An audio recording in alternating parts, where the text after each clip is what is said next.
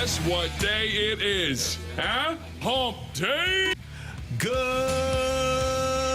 morning, everyone, and happy Hump Day from the opening drive on 101 ESPN in St. Louis. We're at 7 o'clock.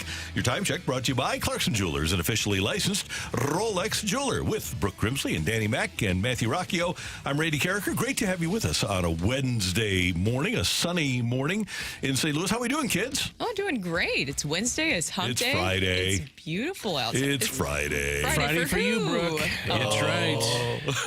You're out of here. I'm not thinking about that whatsoever. Of course not. At all.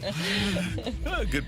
Brooke is heading out for her bachelorette party, so Danny Mac and I, after today, will helm the ship along with Matthew Rocchio, and we're looking forward to this Wednesday where we're going to talk a lot of Cardinal baseball. We're going to talk to Jamie Rivers. The Blues are, I wonder if they, Danny, do they go to New Jersey and stay in Jersey, or do they stay in the New York Metro? It depends.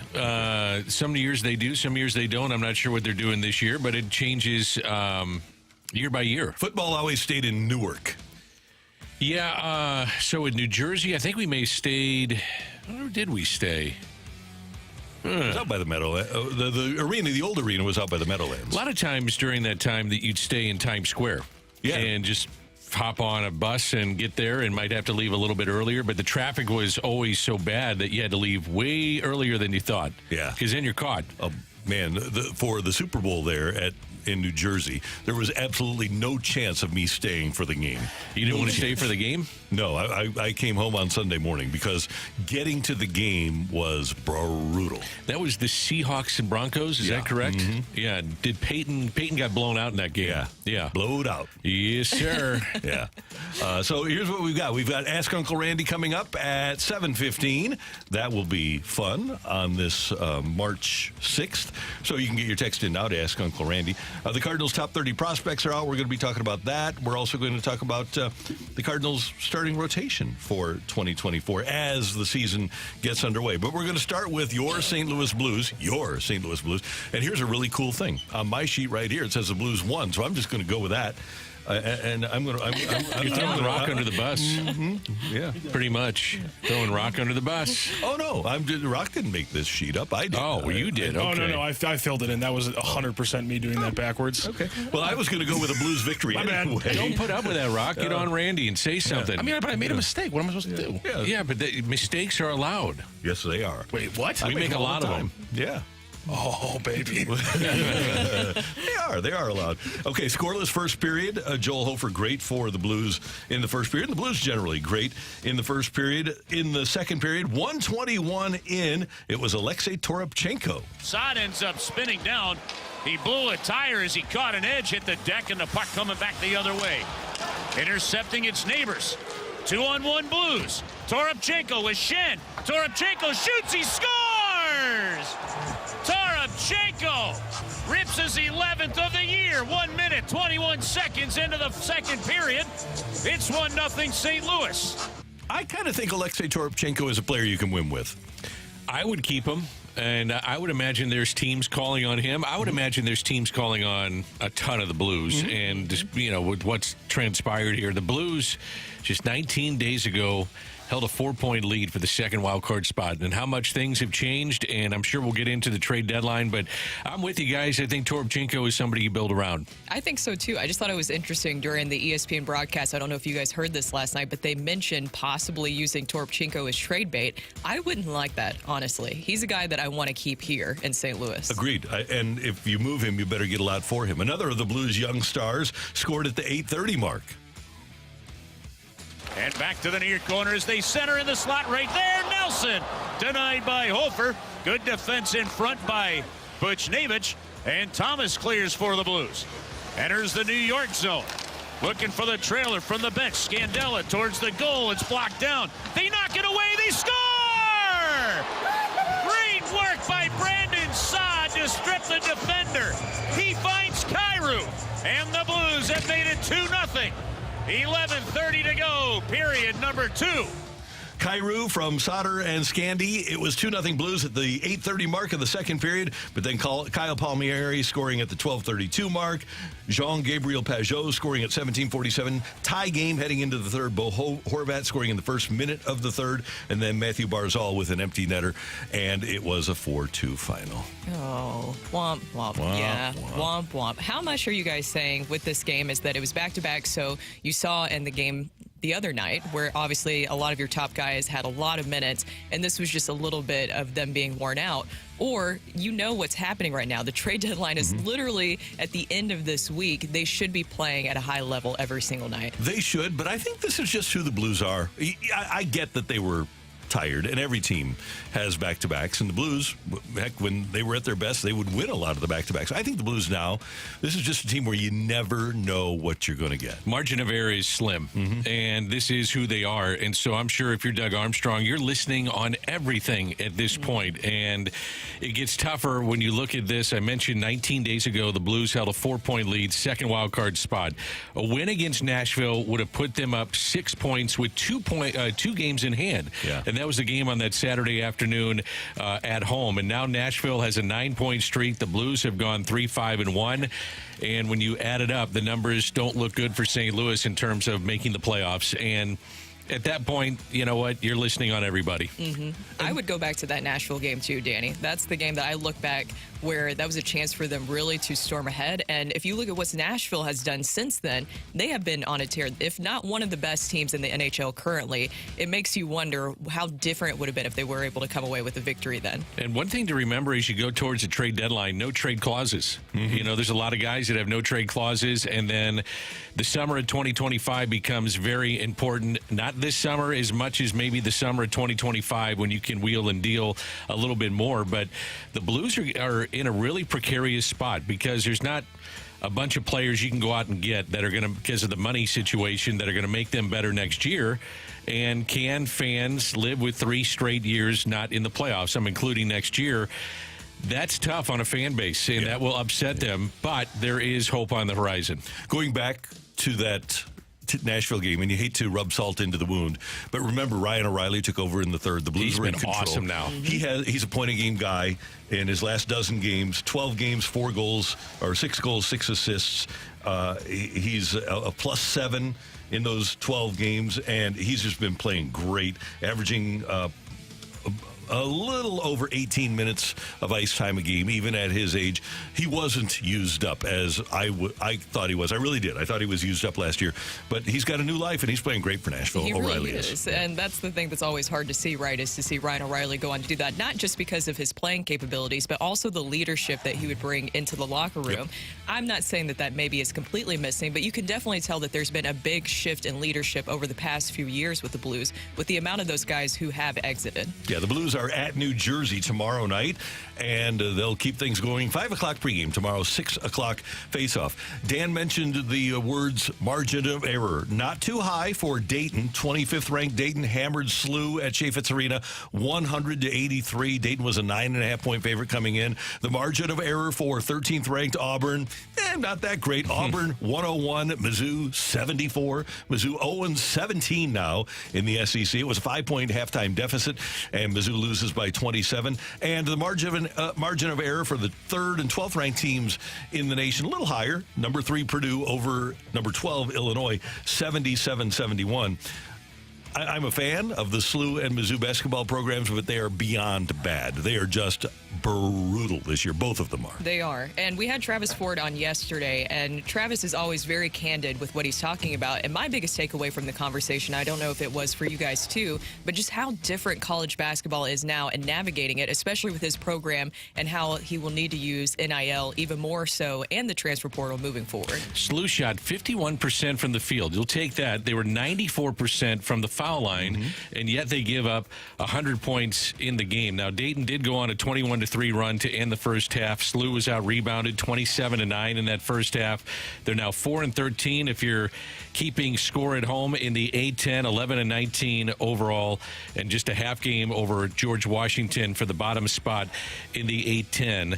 It was their 18th consecutive loss against a ranked opponent, 8th straight team to score 80 or more against SLU. Brutal. Now, that's what I look at, is that defensively, they just have not been where they need to be. And by the way, here's a fun fact for you.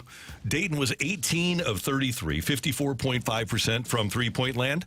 They were 18 of 33, 54.5% from two-point land, too. Number one, going 54.5% from three-point land is outrageous. Yeah. But then to have your overall percentage be 54.5%, part of that, you got to defend the three. But Dayton's just a really good team. They're on a different level than St. Louis University. And then on the flip side, Mizzou, Sean East goes 4 for 17 from the field, and you rely on him to score. I watched both games, and I was flipping back and forth with the Blues, too. I thought the Missouri game, and trying to watch that game, whether I had a rooting interest for either team, was one of the most brutal games to watch in college basketball. There were 50 fouls in the game. That's over 1 per minute. I mean, the entertainment factor was awful. That's too much. That's not Well, good. and then defensively, just in general, when you're talking about two of the teams put up 100-plus points against your St. Louis, I would consider Mizzou, I'll say St. Louis area, because we all watch Mizzou over here. You had two teams put up 100-plus points against them. Yeah. Against Yikes. Mizzou and against the Billikens. That's really hard to watch. It is. I'm finding that college basketball, no one can play defense. No, the product is really deficient. There's teams putting up 100 or more game after game. And that's why I asked Travis the question yesterday. It's hard when you only have players for 1 year. It's hard to coach them, and they're all moving, jumping all over the place. And there's no program. There's no ability to long-term build a defensive system. And so you might have players that give effort defensively individually, but nobody is playing a team game anymore. And I look at Mizzou, and they have all these kids coming in, and we talked about it yesterday. How much longer can you keep them after 1 year? Guys go out in the transfer portal. They say, Coach, I should play more minutes. And then other teams say, oh, we'll give you the minutes. Come on over here. And then you have name, image, and likeness. And Mizzou seems to have that down with football, but will they get it down with basketball, too, to make sure that they keep these kids in the program? That's where losing Desiree Reed-Francois could be a big loss, and they better fix it in a hurry. Yep. Meanwhile, down in Florida yesterday, the Cardinals with a 5-4 win over the Minnesota Twins. Paul Goldschmidt hit a home run. Dylan Carlson with a couple of RBIs. Miles Michaelis gave the Cardinals 4 innings. Riley O'Brien with a scoreless inning. He struck one out. And also Ryan Fernandez with an inning of work where he allowed a run. And Robertson, Robertson's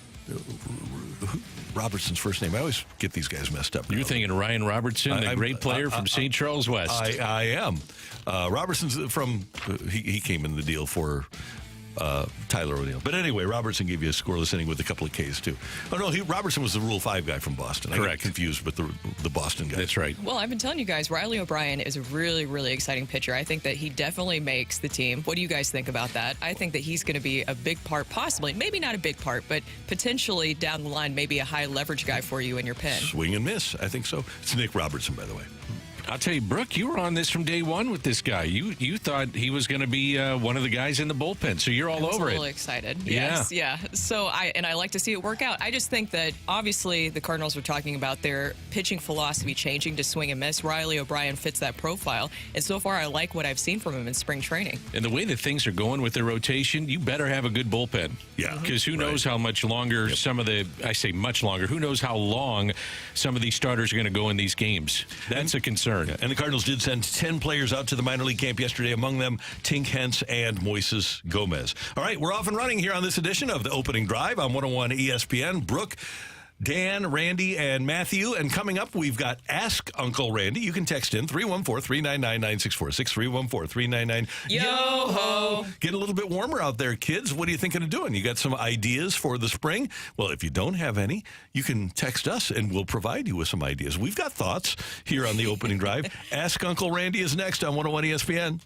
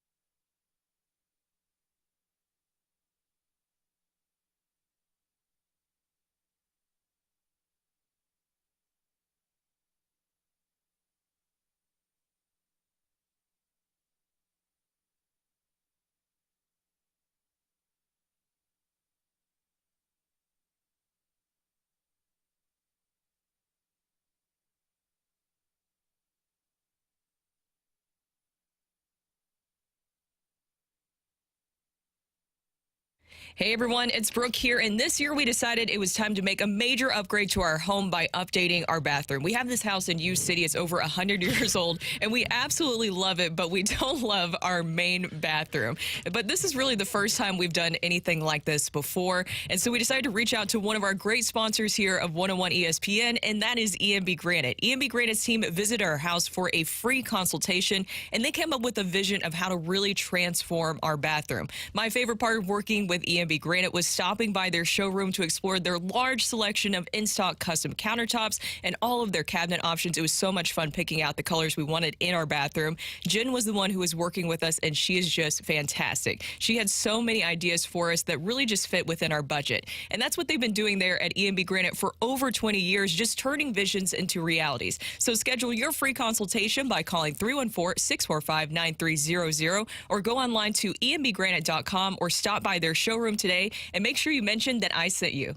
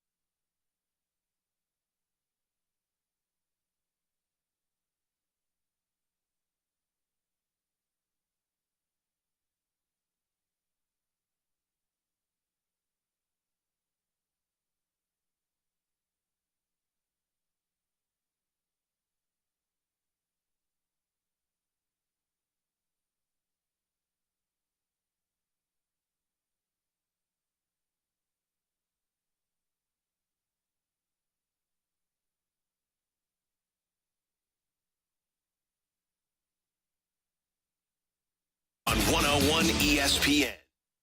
Got a question for Uncle Randy? Let him dive into his infinite well filled with wisdom to find you answers. Text 314-399-9646. It's Ask Uncle Randy on 101 ESPN.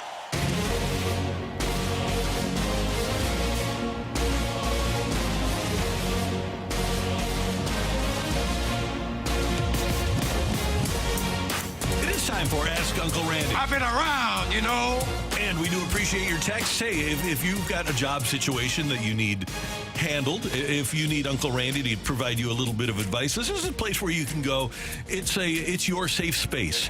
You can come and ask Uncle Randy, and we're a no judgment zone. We aren't going to tell anybody about it. We're just going to, hey, Uncle Randy, this is something I'm not comfortable with Mom and Dad, but I feel like I can talk to you about it because I know you'll shoot straight. So Uncle Randy is here. Brooke and Dan are here, and we just want you to know this is a safe space for you, and you can ask us any question that you want, and we'll provide you with a high-quality answer that you can put to practical use in the real world. We're like the Planet Fitness of sports We broadcasting no over judgment. here. Yeah. Judgment-free zone, unless we need to do the lunk alarm. Oh, yeah. Oh, you got to watch out for that. Yeah, that's really something. All right, the text line is open, 314-399-9646, 314-399-YO-HO. All right, Matthew, what do you got? Dear Uncle Randy, I haven't played golf in 20 years, but I just received some used clubs. Where should I go to work on my swing? Creve Coeur to drive some balls. Simulation does not work for me. P.S. I feel like I'm Bagger Vance right now. Okay, well, that's cool that you're Bagger Vance because that's a legend. I mean, there is a legend of Bagger Vance, and you can get that swing going. Yeah, absolutely. There's a couple of places to go. Our friends out at Family Golf are spectacular. Brooke, you know Family Golf very well, and they have started you off on your game, right?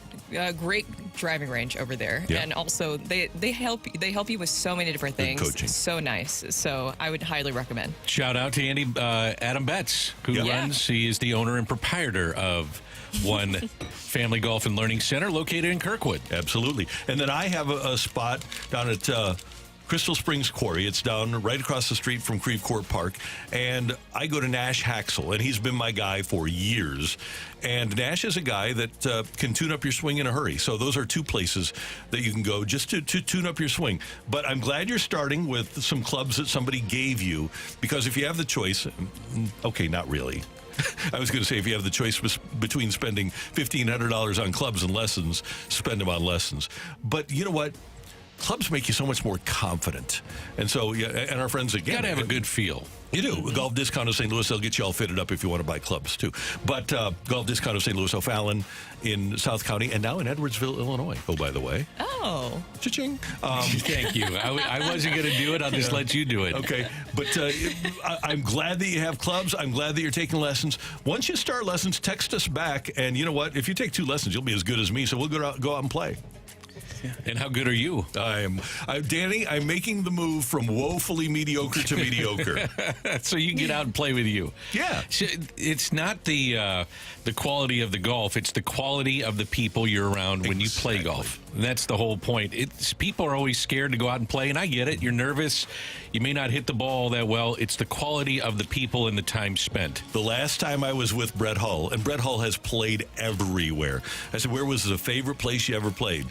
And he said, I think he said Dallas. He said the exact same thing. He said, it's not the places, it's not the courses, it's the people. It's how much fun you have being with people. It's nice to be on some good courses, though. Every course in America, yeah. Sorry, Uncle Randy. Yeah, no, he and Modano used to have a place in Dallas, and he said, it's just a bunch of old men, and we're the only ones that play it. He said, it's like having our own golf course. Isn't that beautiful? Yeah. Be able to go on, not have to worry about it, finish in 3 hours, and have your fun. Yeah.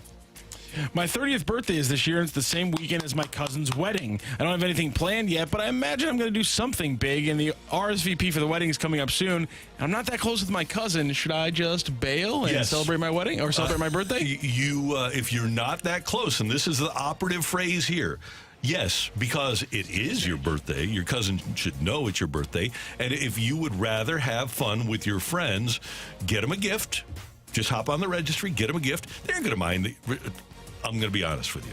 If you're not that close, your cousin's not going to be concerned that you aren't there.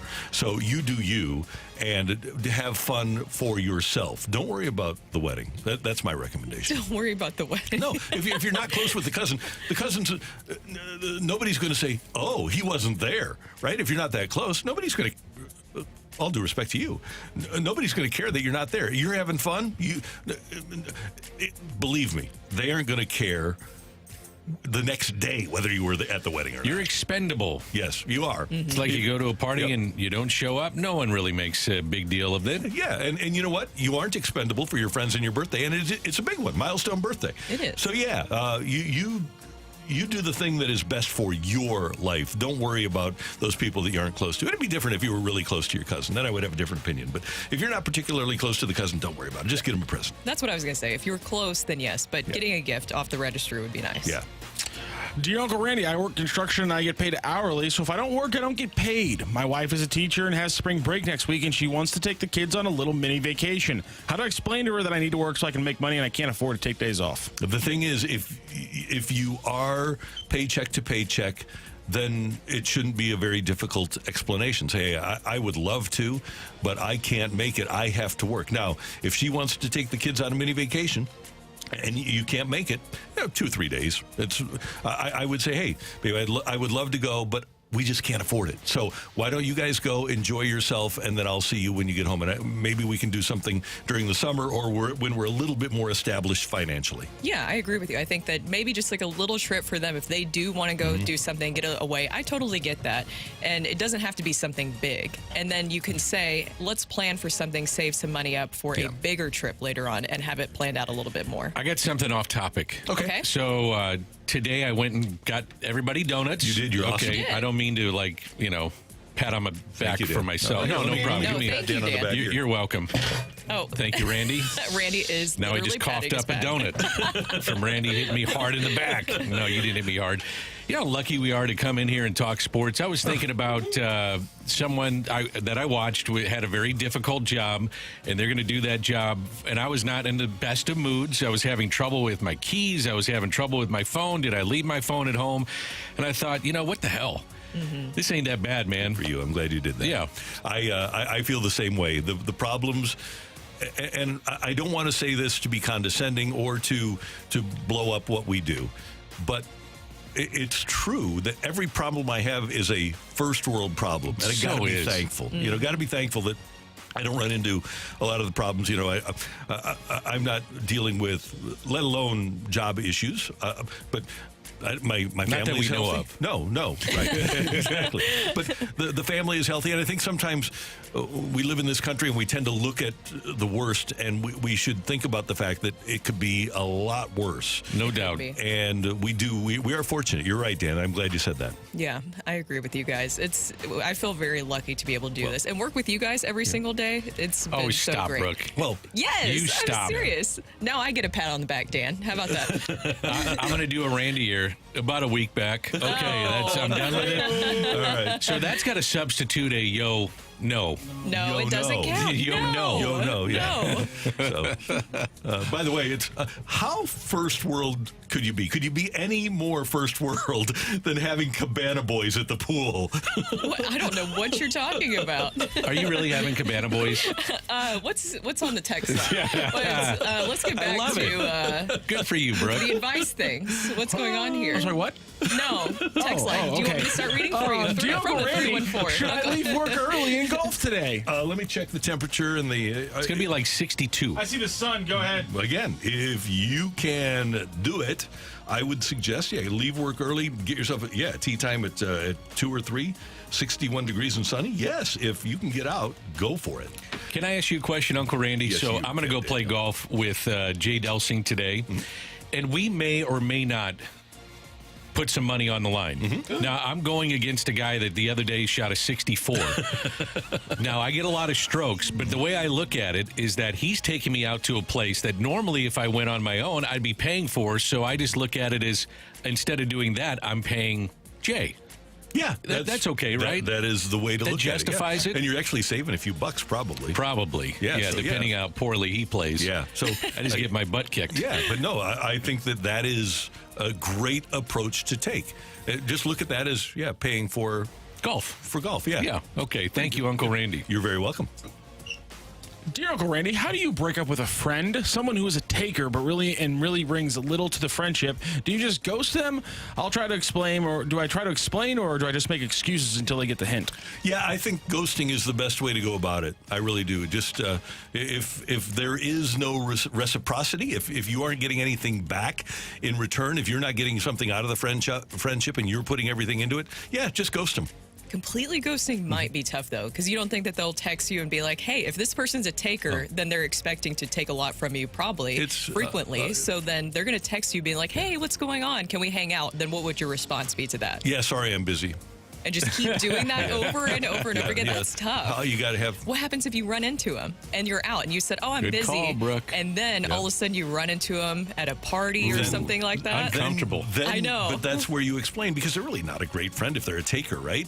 So you just say, you know what? I just got tired of paying for you all the time. Yeah. Maybe that's this one way also to do means it. like advice, like a friend where it feels like you have to be their therapist. That could be another version of that, taking a lot from you. You could do that, but I would, because I was raised in a ghosting house, and I was raised right. What? Yeah, you talk about people behind their back, not in front of their back, and you ghost them. So that's the way I was raised. So, I was raised the right way. So. I was raised by my mom and dad, but my mother was unbelievable. She was unbelievable when I was. She might be listening right now. I don't know. But Jane, thanks for everything you did for me. Jane Mack. Did you know we have 3 McLaughlins here in the building, by the way? I did not know that. We have Bridget, who's in analytics, so I don't really get her. And then we have Lexi, Lexi, who's in sales and is great. And then we have Danny. We have 3 different McLaughlins, and I don't think any of you are related. Not that I know of. Yeah. I get people that come up to me and say, we have the same last name. And I say, okay. Sounds good to me. A lot of people in Ireland have the same last name with me, too. We all came from Ireland, so good to see you. Yep. Matthew, thank you, sir. You're welcome, Randy. Matthew was shaking his head no. I just love the fact that because I love the way that Randy says Irish people's names, even though they're not Irish. Like, McLaughlin. the obviously Irishman Jack Flaherty. Yes. Flaherty. And Riley O'Brien. Can I throw in a thing here to answer a question? Sure. Somebody said that their daughter is a Newt Bar fanatic. They're going down to spring training. What's the best way to meet for an autograph and a picture?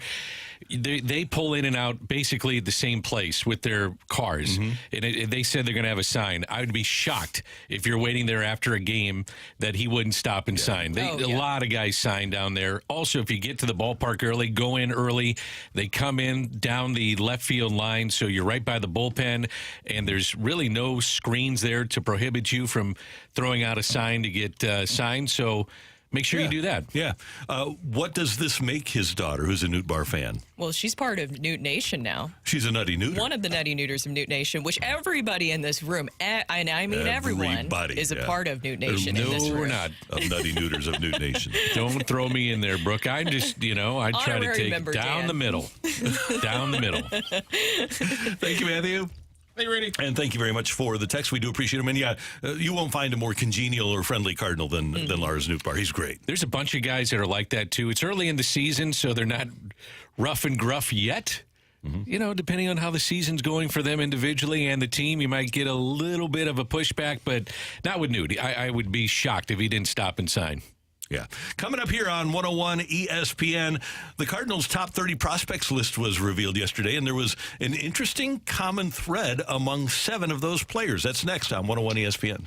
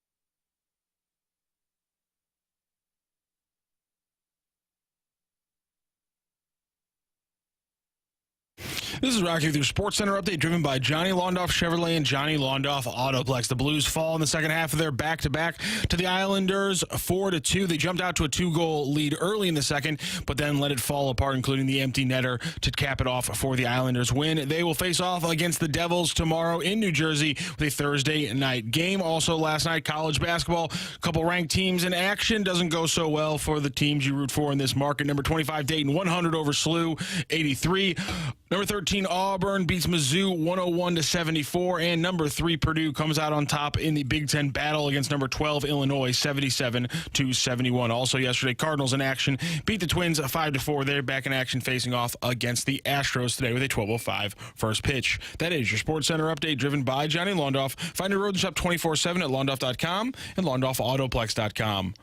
Are you kidding me?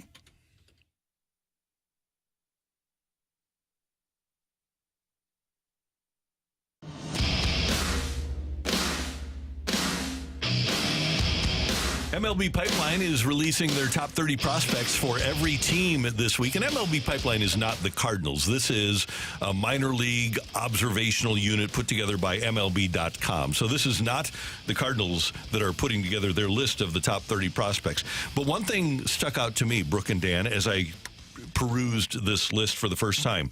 Among the players in the Cardinals' top 30, Tekoa Roby is number 3. Thomas Saggese is number 5. You have Sem Robertson at number 13. You have Adam Kloffenstein at number 17. You have Zach Showalter at number 18. You have Cesar Prieto at number 19. And then you go down the list, and at number 29 is Drew Rom. 7 of the Cardinals' top 30 prospects were acquired last year at or before the deadline in the trades that sent out Jordan Montgomery, Jack Flaherty, and others. And the Cardinals appear to have really, according to MLB.com, restocked their farm system and improved their farm system with the trades that they made last year at the deadline. I also don't think it's a coincidence that when you look at the guys that you just listed there that they acquired, that outside of Thomas Saggese and Prieto, the rest of them are pitchers, I believe. And I think that tells you that when you're changing your pitching philosophy, I talked about this a little bit earlier, but John Mozeliak mentioned that they were shifting their pitching philosophy to more swing and miss. That's not something that you can just grow in your farm system overnight. You have to go and start building that within the system via trades and free agency. And that was my big takeaway of what you're seeing with these new additions, is that they are shifting their mindset more in the pitching direction that they want, and they have to go and get those guys while also working on drafting those kind of players. It's the old adage, can't have enough pitching, and that gives them a little depth. And I think the Cardinals learned that the hard way last year with the injuries that they had. Pretty good players that they gave up too, and that's the other part of this, and pretty good players that they're getting back. I always felt like you got to have a little luck along the way as players develop, but there's something that they saw in these guys that maybe can take them to another level. All teams are evaluating at every level of AA, AAA, single A, that they feel like, oh, this is something. What if we taught him this pitch? Or we see that his arm angle is dropping. We get him on top, we get more sink. There's things that they can pick up. All teams do this, and it makes a difference when those players get into your system. And depending on where the Cardinals are when they get to the deadline, MLB also puts an ETA, an estimated time of arrival in the majors for each of these players. The Cardinals' top 5 all have an ETA of 2024. And their number 1, by the way, is Mason Wynn. Number 2 is Tink Hence. But 14 of their top 30 have an ETA of 2024. At the deadline, what are teams looking for? They're looking for major league ready players. The Cardinals would appear to have a pretty distinct advantage as they go through this season and as they get to the trade deadline in terms of having major league ready players. It's going to depend upon the success of those players at the minor league level. The other thing that I noticed, guys, is that with the advancing age of Nolan Arenado and Paul Goldschmidt, and taking nothing away here from Jordan Walker, who could play first base, or Luken Baker, there's not a single first baseman or third baseman among the Cardinals' top 30 prospects. Nolan Arenado is going to be here a long time. Yeah, I think he is, yeah. Is that the plan? Yeah, I would say that's probably one way to look at it. I would assume, too, that Goldschmidt is somebody that signs an extension, finishes his career in St. Louis. What's interesting about the Cardinals minor league system, they aggressively promote players. There was one year where Gary LaRocque, who runs a minor league system, promoted over 50% of the players. Now, that promotion could go from single A, double A, and then so on and so forth. They dangle that carrot there. When you walk into the facility down at spring training, they have pictures of the players that made their debut from the year before. So when you're walking down and you're a minor league player, and the compound there is very, very tight in terms of where the players see the major leaguers, if you're in the minor league aspect of things with the Cardinals, they put those pictures up for a reason. It's a carrot there to say, look, if you play well, you perform well, we are going to promote you. And I think it's a great thing that they do. I think it is interesting what you brought up, Randy, too, about the infield talent, and that seems to be something depth-wise that they have to address. That's another reason why you had to sign Crawford, is because they realized that they didn't exactly have that depth. Of course, he's not taking over Mason Wynn's job. He's just there to be the backup. But still, there's a grander issue there that you didn't have anybody that was ready to be maybe even behind Mason Wynn just yet. So what did they do to address that moving forward? I know that one of the guys that we have listed, he's number 5, I believe is what they have on there. Thomas Sajasi. But what do you think he will look like defensively, and where does he fit best? I know when the Cardinals got him, there was concern about Sajasi's throwing arm. Yep. I don't know if that's been addressed to this point, but that is something. And they do have Fermin, and they unfortunately they lost Buddy Kennedy. They'll have some guys at the AAA level, but not guys that have upside. And that's another thing. You talk about the corners that they'll have to address. I think that's another thing that maybe in the draft in July that they'll have to address is, and it sounds strange for the Cardinals because they've always had a lot of middle infielders, but they're going to have to find middle infielders with upside. They have one of the top picks coming up because of the way that they played a year ago. I still look at it and say, you just can't have enough pitching. Go draft pitching. And some of these guys are going to develop. Others are going to hit a wall, and they don't get to the level of Major League Baseball. But, man, you just cannot have enough pitching. And you figure if you draft the majority of your picks with pitching, somebody is going to emerge. Somebody. You hope, because it's been a long time since the Cardinals have had a starting pitcher emerge, and they need, whether it's Roby or Graceffo or McGreevy or Cooper Zerpe. Zerpe. Yeah. And then I don't know if it's Zerpe or Jerpy. Jerpy? Okay. That's a good question. I'll go either way. It's fun and to then, say. And then Rajic like magic. He was the Cardinal minor league pitcher of the year out of UCLA. He could find himself at the major league level this year. Isn't it interesting, all the guys that they said 2024, including Tink Hintz? Yeah. I found that interesting, and he was one of the first cuts, the wave of cuts, and probably want to get him more work on the backfields of the spring training complex, which is sometimes don't look into the cuts and say, well, these guys are awful or they're not going to advance.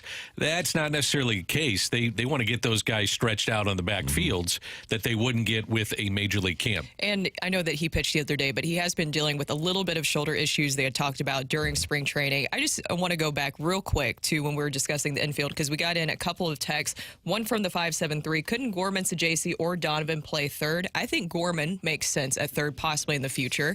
What do you guys think about that? And then who will be your first baseman of the future? I think Jordan Walker. Because you do have Chase Davis on the way, too. He's the Cardinals' number 8 prospect, their number 1 pick last year, college player. He's probably on the fast track, left-handed power hitter. And I would think that he's a guy that if you plug in right field, you could move Walker into first, so that's a possibility. I know the Cardinals down the stretch last year, and I don't know if this is a long-term thing, but it was expressed to me that the Cardinals are concerned about Nolan Gorman's back going forward as a fielder. For sure. So, I don't know. And a hitter. Just in general, they're concerned about the back. So I don't know if you can look at him as an everyday guy. And then going back to Sajasi, you got to have an arm to play third. I guess another possibility, and I don't know if the Cardinals would want to go there, Walker was a third baseman, too. Yep, when he first was drafted. Yeah. I love Brendan Donovan having the ability to bounce all over the place. And I think one of the interesting things this year will be, Arenado's going to need some days off too, is how you adjust your infield defense and who gets those starts. I would point to Brendan Donovan, but if he's your everyday second baseman, what do? Does Matt Carpenter get some starts there? That's something to think about, too. That makes sense. Crawford, he expressed a willingness to San Francisco to move around the diamond. Yeah. And then the other thing is, if Nolan Gorman's not playing every day, now he needs to get reps, right, at third base. But Nolan Gorman was considered a pretty good third baseman when he came up. So he's another guy that I would give reps to if I were the Cardinals at third base. Am I the only one that thinks that Nolan Gorman is a decent, not great defender at second base? I agree with you. League average is the way that he has been described. And I'm fine with that. Yep. If he hits 30 home runs, we'll take league average, right? Yeah, I agree with you guys. I mean, with Gorman, too, is that something that I know that the Cardinals are properly assessing him in that way, but is that something that Gorman's fully bought into as well, that he is not able to play every day at a position? That's a great question, because DHs, look what's happening with J.D. Martinez right now. DHs don't make as much money as fielders do.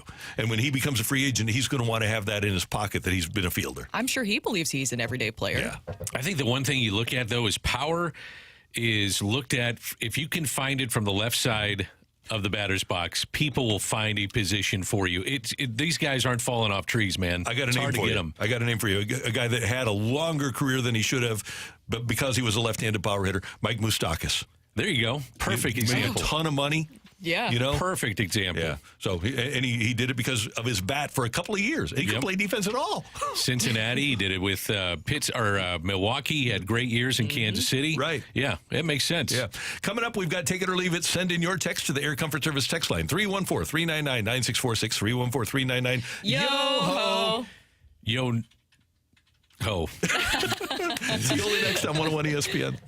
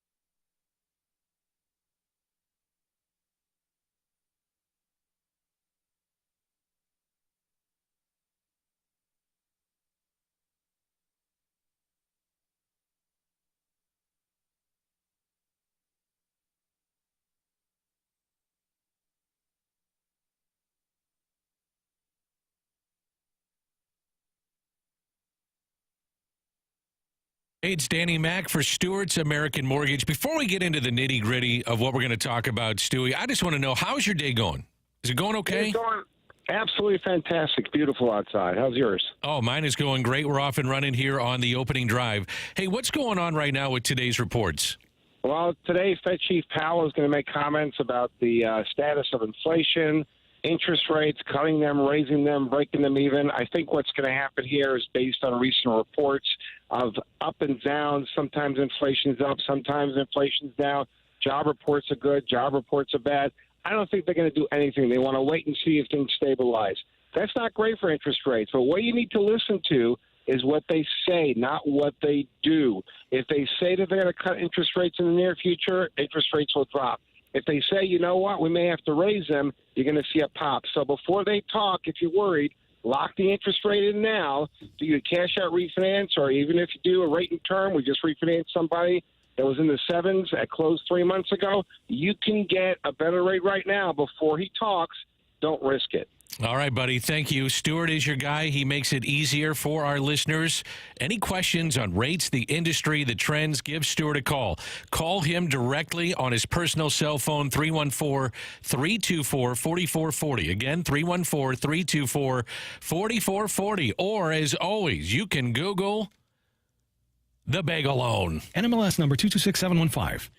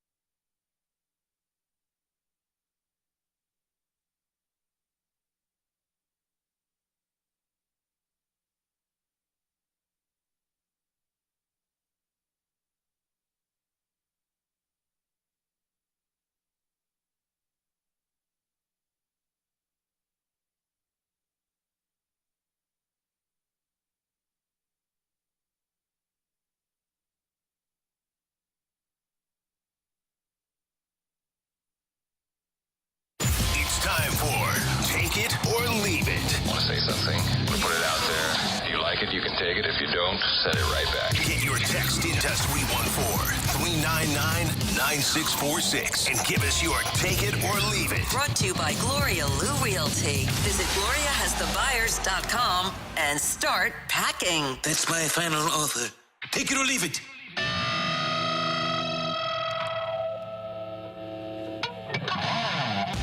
All right, get your text in now, 314-399-9646, 314-399-YO-HO. Okay, we are in St. Louis, so we aren't hardcore NBA fans. Both of my kids are hardcore NBA fans. And we were talking about the NBA last night. And, Matthew, I want you to weigh in here, too. Take it or leave it.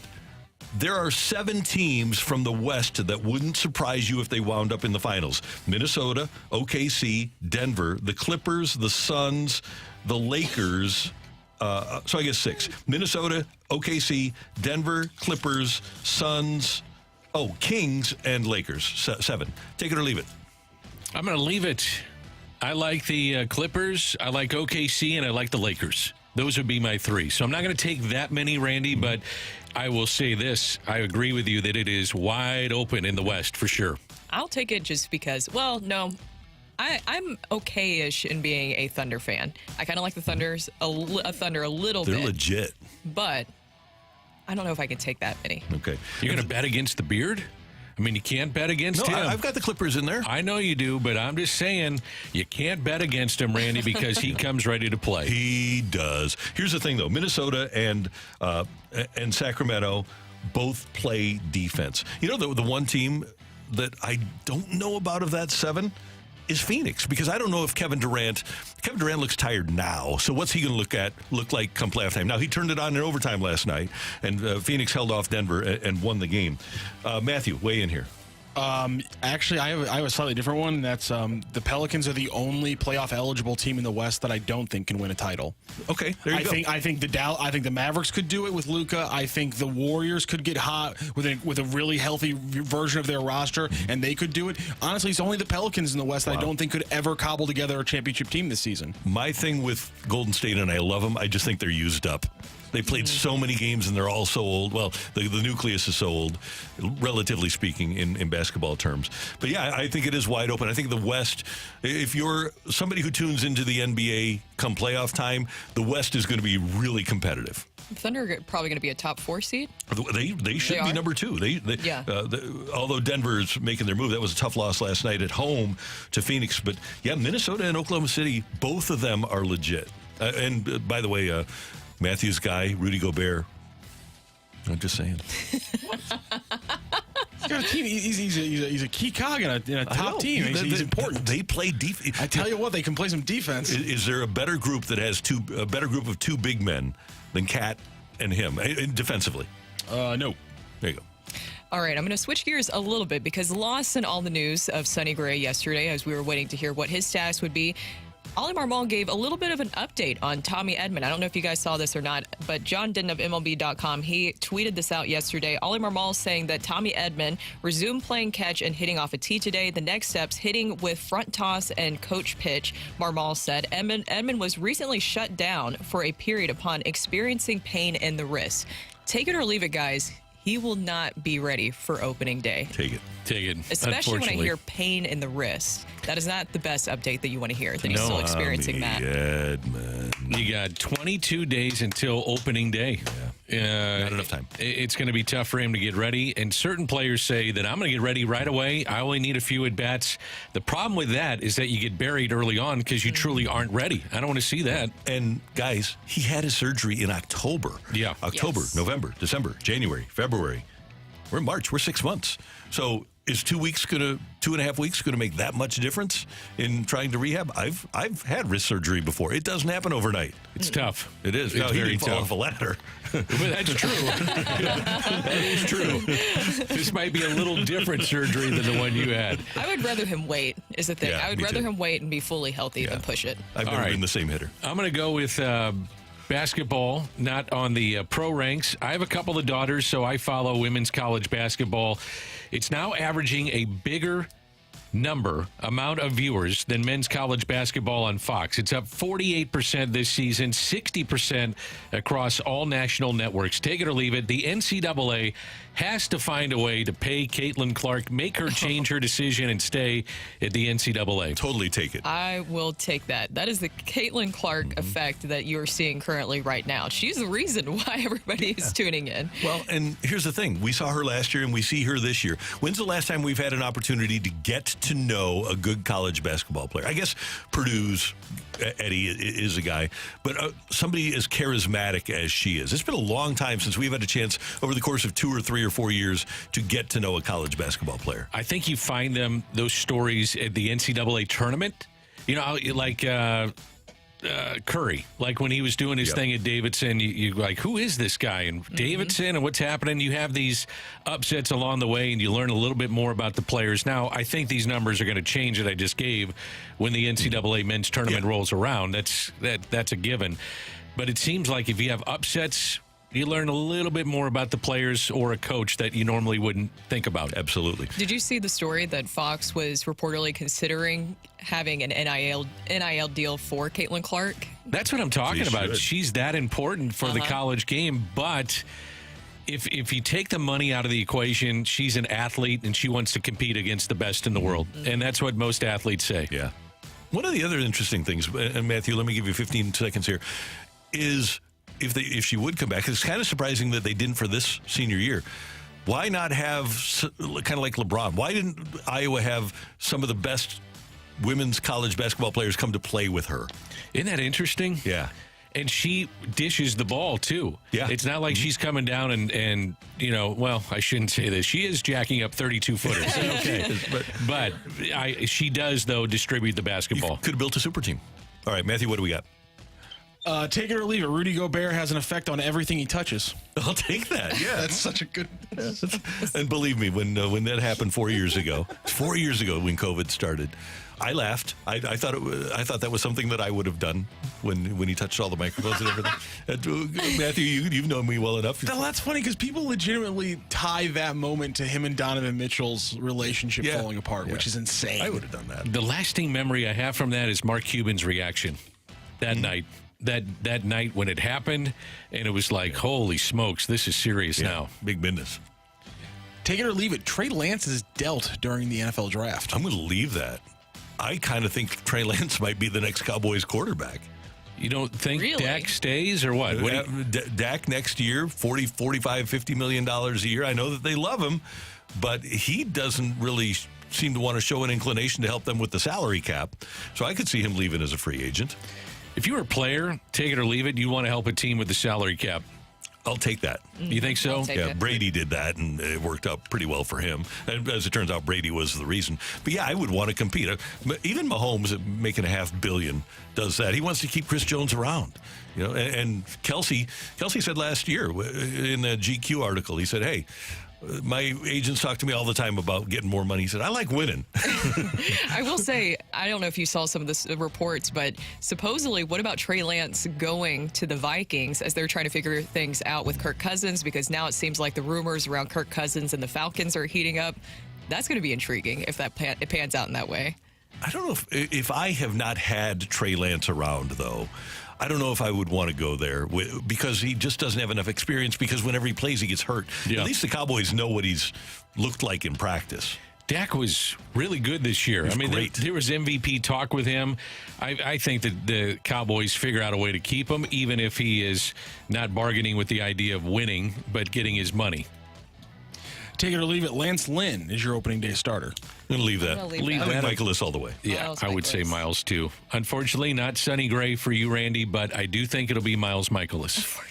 Yeah, the thing about Sonny Gray, he's not a number one, but he was our number one, right? And now we don't have even our number one is probably a number 3. If that. Yeah. On a really good team, Michaelis is maybe a 4. Yeah, at least, right. Maybe a 3, but a 4 for sure. At least Sonny Gray is a legit number 2, right? For the best teams in baseball, Sonny Gray is, well, not all of them, but for most of the really good teams in baseball, Sonny Gray is number 2. Maybe the Dodgers and Philly. But for most teams, he's number 2. And he was our number 1. And now we don't even have our number 1. And that bothers me. It does. And it just shows you, as we discussed yesterday, how fragile this rotation can be. And especially with how Miles Michaelis performed last season. Not a great year for him, but hopefully he'll bounce back. He profiled more as a 4 or 5, I felt like. Yep. Thank you, Matthew. Thank you, Randy. And thank you very much for your texts to the Air Comfort Service text line. Coming up here on 101 ESPN, we've got our fresh take, and we're going to take a little deeper dive. If Gray isn't available for a while, what does the Cardinal rotation look like? That's coming your way on 101 ESPN.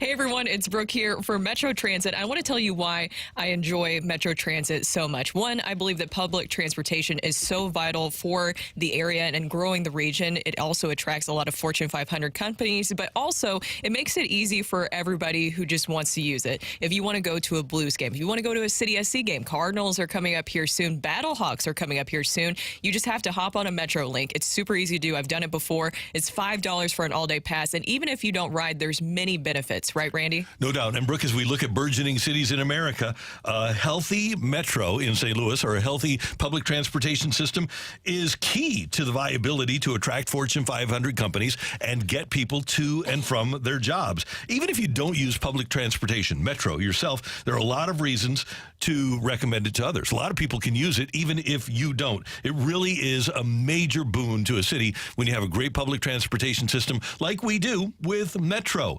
Don't let preconceived notions hold you back. Give Metro a chance and experience the benefits for yourself. In short, thanks to Metro, you don't have to drive to thrive.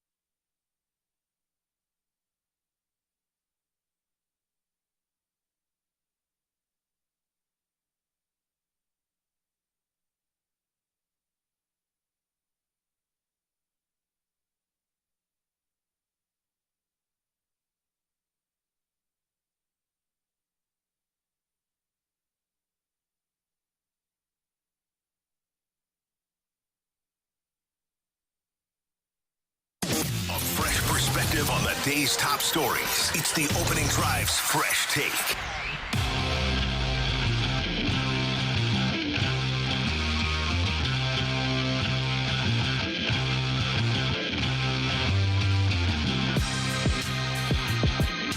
The Cardinals take on the Houston Astros tomorrow. Today, down in Florida, they have a day off, and then tomorrow Kyle Gibson will pitch for the Cardinals.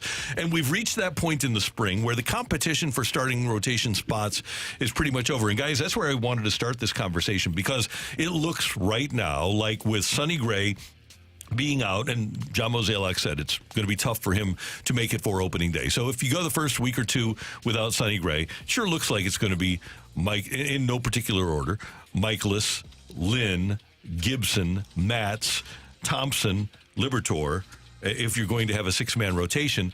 And the kids, Michael McGreevy got an opportunity, Graceffo has gotten opportunities out of the bullpen. It doesn't appear as if the kids that the Cardinals were counting on last year are even going to get an opportunity to start the season this year, even with an injury. No, I don't think they'll be ready just yet. I would be interested to see down the line when they would be ready. What would have to happen for you to be able to see the guys that you just mentioned there, McGreevy or even a Graceffo?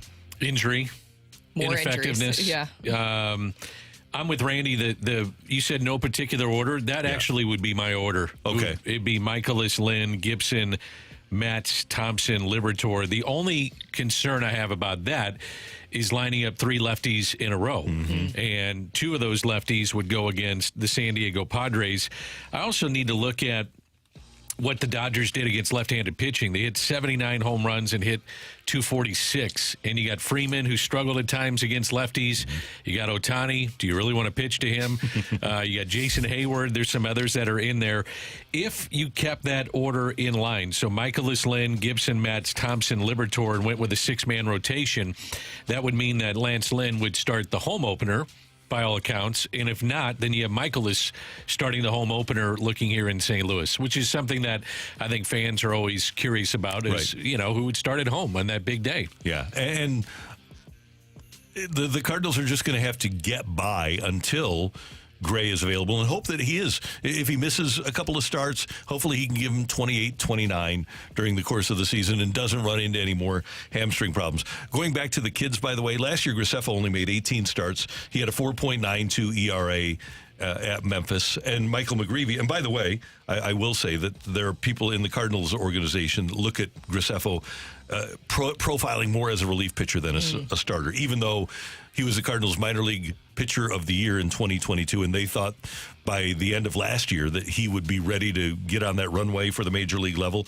And McGreevy, the former first-round pick, he had a 4.12 ERA. Now, he was durable. He made 27 starts, but he just doesn't right now appear to be ready. And he made a start. I wonder what his ultimate major league projection is, because he looks like he has like number 4 or 5 back of the rotation starter stuff. I'm so interested in Ollie's mind and how far he will go with starters this year. When you look at the beginning of a season, starters, no matter if it's Sonny Gray or not, normally don't go very deep into games anyway. Now, there's some that do, not many, but they baby them along. And you can understand for the long haul of a season, you got 6 months.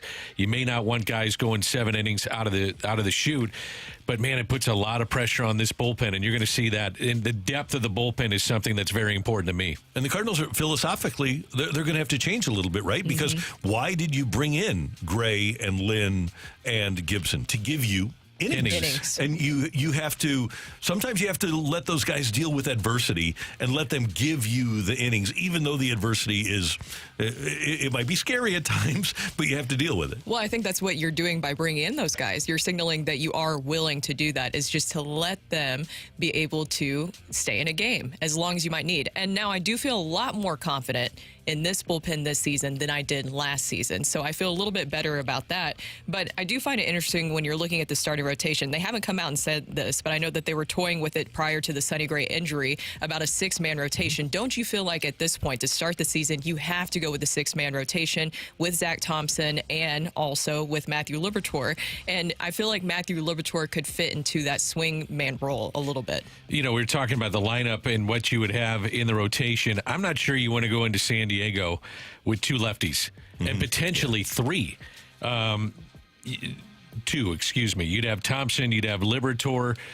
That's 2 out of the 3, and do you want them going back-to-back? I mean, that could change how you look at the rotation, too. Yeah, and if it wouldn't break my heart to see Zach Thompson start in L.A. in the 3rd game of the season. Not me at all. I'm with you. No. And maybe you do that. Yep.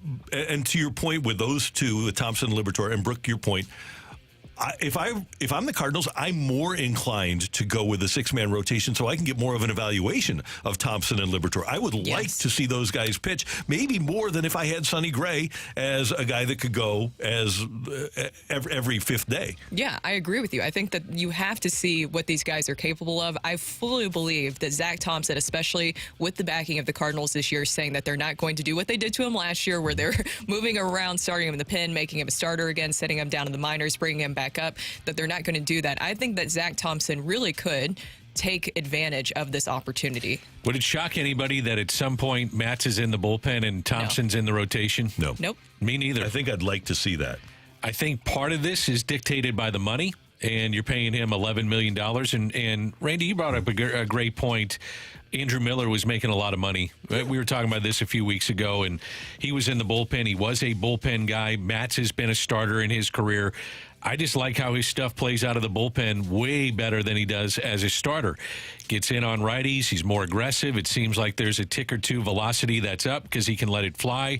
And also because he stretched out as a starter early on, give you multiple innings. And that's another thing to look at, too, as you approach this opening day on the 28th. Yeah, and that's the sort of thing that this organization really likes, too. They like the idea of having that, and that's why they gave Andrew Miller all the money, that reliever that can come out and give you 5 outs. Especially, I feel so much better about a bullpen giving me 9 outs than 11. I don't know. I know it's only 2 outs, but it adds up over the course of time. If you have to give 9 outs a night rather than 11, or 9 outs a game rather than 11 outs a game, it's such a difference. And your bullpen is manageable if you can get through 6. It's hard when you're only getting through 5 or 5 1/3 or 5 2/3. You always think you're going to give up a run, maybe 2 coming out of your bullpen. It's iffy at times. I did find this shocking is that in talking with Ali, he actually and the Cardinals stuck with starting pitchers longer than every other team in Major League Baseball. I just find that shocking. This is where we're at in baseball, to where 5 innings at times or 6 is good enough.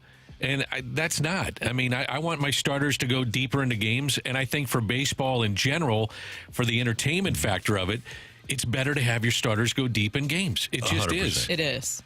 Yeah. Let me give you guys one other name about the starting rotation. And this is not for the first half, but for the second half. The Cardinals' top 30 prospects list is out, and Tekoa Roby is there at number 3. Now, he's had a lot of injuries and really hasn't been hugely productive, but when a guy is that highly regarded as a prospect, I'm intrigued. I don't know anything about Tekoa Roby, but I wonder if he's a guy that by the All-Star break, if you need a starter, could work his way up to St. Louis. I'm thinking anybody's on that list, Randy. I'm thinking McGreevy. I'm thinking Graceffo at some point, Roby at some point.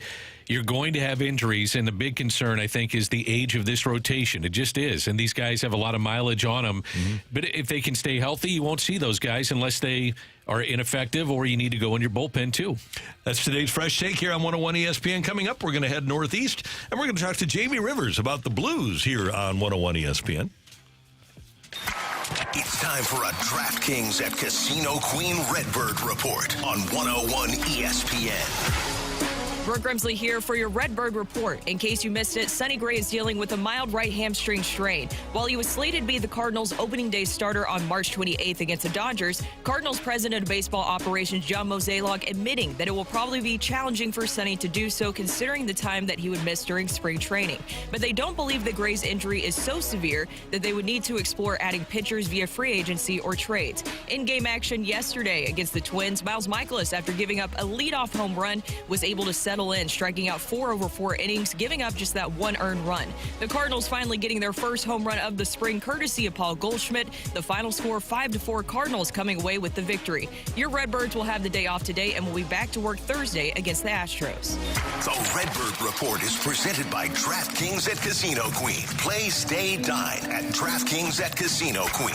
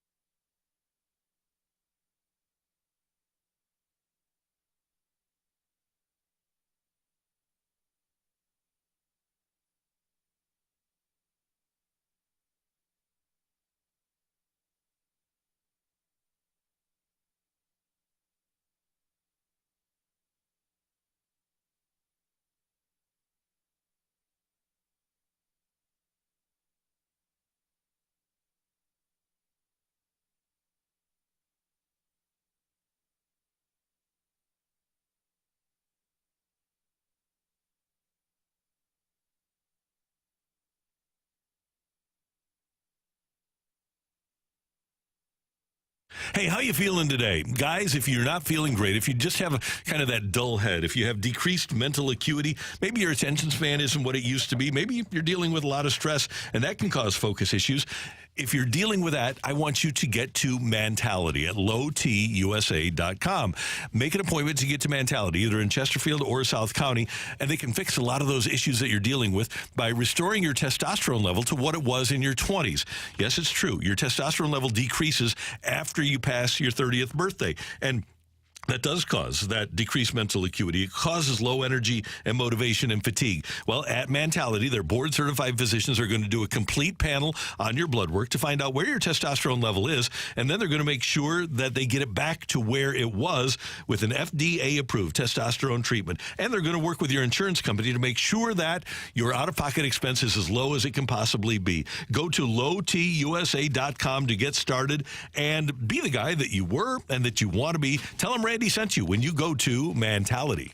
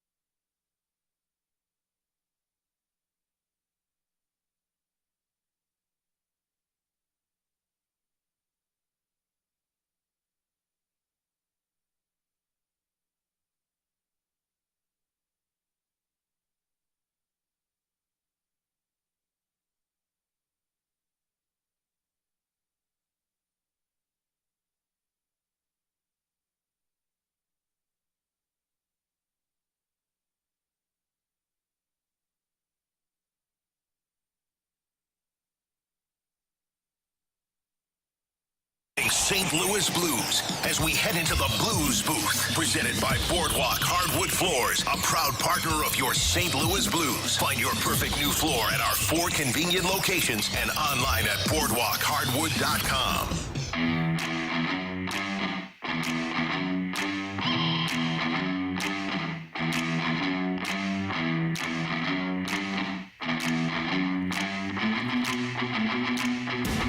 The Blues off at New York today. New Jersey, they play the Devils tomorrow night after falling last night to the Islanders by a score of 4-2. Jamie Rivers, Blues analyst on Bally Sports, and our colleague here in the Fast Lane on 101 ESPN joins us now from New York. Good morning, sir. How you doing? Good. How you guys doing? Doing well, except for the fact that we had a 2-0 lead last night and thought we were safe. We're never safe, are we? No, you're never safe. You don't get back in the water. You're never safe, Randy. So we don't know what this team is. And regardless of what happens before or after Friday, after the trade deadline, this is probably going to be what we see, right, Jamie? It's just a consistently inconsistent group. Yeah, I mean, it is. It's going to be a team that, it's a wild ride. You win a couple, then you lose one, then you win a couple, then you lose a couple. It is up and down like a roller coaster all season long with this group. And you're right. Come Friday, it really isn't going to matter that much. And I honestly don't anticipate Doug Armstrong doing a whole heck of a lot. I think that he feels that this group is here right now. They're still within arm's reach of the playoffs, but they show that they can't necessarily put a big string of consistent games together. So I don't think you blow it up, but I certainly don't. I know he's not going to go out and be a buyer. Yeah, and Jamie, I think that everybody's just trying to figure out what it is with the Blues this season, with the up and down. And I thought it was interesting, the Blues captain Braden Shin, after the loss last night, saying that they need to find ways to generate and not rely on their defense and goalies so much. Do you agree with Shin's assessment on what maybe is going wrong in some of these games? Oh, yeah, absolutely. I mean, look at your key to victories in this, this season so far have been, at least since Drew Bannister has been here, has been score a goal or two on the power play and let Jordan Binnington just shut the door and you win a game. I mean, that's really what they've relied upon.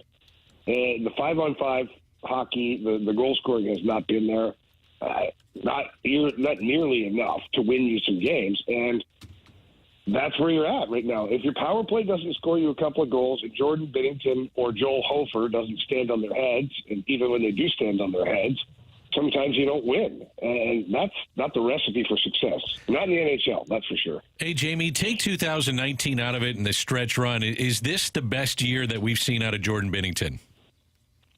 Oh, yeah, absolutely. You know, it's funny because I got talking to Davey Alexander, who's the goaltending coach, and we started talking about Jordan Binnington and just some of the things that are happening this year and kind of his path from 2019 to now. And one of the things that Davey said to me was really interesting, and he's a psychopath, Davey is, in the best possible way. He just is. He's like, if you ever pictured a goaltender coach, it's him, because goalies are nutcases, and so is Davey, and I love him to death. And he came up with a formula that shows 41 different ways to score goals in the NHL that are consistent, that happen on a regular basis. 41 different ways goalies get scored on. And he went back and dove into 2019, and he said, you know, Jordan Binnington, after that entire playoff run and whatnot, he only had faced 21 different ways that people had scored on him. So he was halfway there. So the following years, things happen. The percentages equal out, and there's other ways that teams score, and Jordan Binnington had not had to adjust to that yet. So he said there was a little bit of a dip, but he said this is the most consistent Jordan Binnington has been at all since 2019. And he goes, even from 2019, because he's facing a lot of different kinds of shots now that he didn't get in 2019 because of the strong defensive core that they had. There are certain situations that he just didn't face, and now he is, but now he's making the saves. Now he's winning games for this team almost single-handedly. Jamie Rivers with us on 101 ESPN and Rivs. You're going to see New Jersey tomorrow. Lindy Ruff just got fired. 8th coach since the start of training camp to lose his job. You coach and provide skills knowledge to a lot of young hockey players. Why are not all these, but why are these veteran coaches having trouble reaching young players today and getting fired for it? Yeah, I don't know. I mean, first of all, the NHL is it is volatile in the NHL. When you're a head coach, I mean, you could be fired of one bad winning or losing streak and you're gone. I feel like there's no allegiance there. Whereas in football, you got a couple of teams there that'll hang on to their coach no matter what because they believe in what the coach is doing, and then they realize it's the players and whatnot. But in the NHL, you fire the coach first and foremost before you do anything else. So I don't necessarily think there's a lot that the coaches are doing wrong. I just think that some of the teams are probably poorly constructed and not playing well. And, Randy, you can't get rid of every single player, so it's easier to get rid of one individual, the coach. And, when you're general manager or president of hockey operations, you can say, hey, I did my job. I got you guys a new coach, and now it's up to you to play better. On the flip side of it, I think a lot of the older generation coaches are having difficulty because these young players, they want to feel like it's a partnership. Coming up when I played and whatnot, you just did what you were told. If the coach said go do this, even if you thought it was wrong, you just did it anyways because that's the coach said I need to go do that. Nowadays it's not like that. Nowadays it's well, why? And I have got 4 kids they range from 23 to 15. And everything I tell them is, well, why, Dad? Why? Why are you telling us? I'm just because I said so. That doesn't work anymore. And so I think that some of the coaches that are losing their jobs are more of the because I said so rather than, breaking it down and explaining it and telling them exactly what it is that you're doing or what you're expecting, because this generation of player, they have access to iPads sitting on the bench. I can come back after every shift and take a look at what happened, and then he's turning around in the middle of the game and go, well, what should I do here? And the coach is, he's got to respond to that. He's got to find a way to tell the player what they want to hear. And I don't mean in a positive way. I just think that they crave so much information that you've got to be willing to coach that way by basically breaking down every decision that you make so that the players trust you. And that's a tough thing to do for some of the older coaches. I mean, some of the guys, especially like Lindy Ruff and guys like that, it's a do what I say type situation for them. And this is all brand new. Jamie, we saw the high school teams winning their championships within the last week or so here in St. Louis, surrounding areas. Randy mentioned it. You work with young kids. Just in a general sense, how much better has the talent level gotten year after year after year here in St. Louis? Obviously, we see a lot of guys from St. Louis in the NHL, big-time players, but are you seeing it improve even more as we move forward here? Oh, yeah, it's crazy. I mean, look, when I started working with players in the area, there was only one AAA hockey team. And AAA hockey, for those who don't understand, it's the best of the best for that league. And now there's two AAA organizations that have teams all the way from, U18, which was 18 and under, all the way down to 10 and under. And that's how much it's changed, and that's how good the hockey has become. And it's a lot of fun. My first couple of years, when you're doing some of the skill stuff, some of the registration numbers are good, but they're not huge. But then now you have associations with 700, 800 different members that are signed up because they play hockey. And you start traveling around and doing that, and so many different hockey players that are now wanting to play hockey that are being shown hockey at a young age. And the Blues do a great job, too. They have a little Blues program that if you've never played hockey before, for a certain price, it's cheap. I don't know what it is now, the exact price, but it is very cheap. And they give the player all of the gear, head to toe, all the way, even the skates, and they get 6 practices on the ice that are coached by a bunch of different individuals, and to see if they like the game of hockey. And that's sometimes that's the biggest obstacle, is people wanting to spend the money to get the hockey gear. But no, the amount of talent that's coming out of St. Louis and the amount of talent that's currently in St. Louis is awesome. It's so much fun to watch. Do you think it's the Brett Hull effect, or do you think it's former NHL players and a huge alumni base in St. Louis staying here, having kids, and those players are coaching now their kids? So it was the Brett Hull effect for a bit, because obviously everybody wanted to be Brett Hull and play hockey. Then following that, it was guys like Basil McRae, Jeff Brown, these guys that stuck around, Bruce Affleck, that coached teams locally. And that was the next kind of boom. And then the third boom from that is the Stanley Cup winning team. And I can tell you that because we saw direct results with my camps and everything with Synergy Hockey. Was the numbers just boomed after of kids that wanted to play hockey because, hey, the Blues just won the Stanley Cup. And so it's a combination of all three, really, that have helped the numbers grow in St. Louis. And then I guess maybe the fourth thing would be that even more alumni now are coaching their kids on a regular basis, like Barrett Jackman, Andy McDonald. These guys are all coaches now of their teams. Jamal Maris is a coach. Joey Vitale coaches. There's so many guys that are in the rinks every day helping these kids develop into better hockey players. And at the same time, every guy that goes in those rinks are ambassadors for the game of hockey, because people see that and they go, hey, little Timmy or little Julie, she doesn't play hockey. Well, maybe she'd like to, or maybe he'd like to. Jamal Maris is there, or Joey Vitale is there. For whatever reason, it's helping the sport grow tremendously in St. Louis. Ribs, what are you going to do with your day off? Well, Randy, I'm going to go walk around a little bit, because the people watching in New York is epic. There are some weirdos here, and I like that.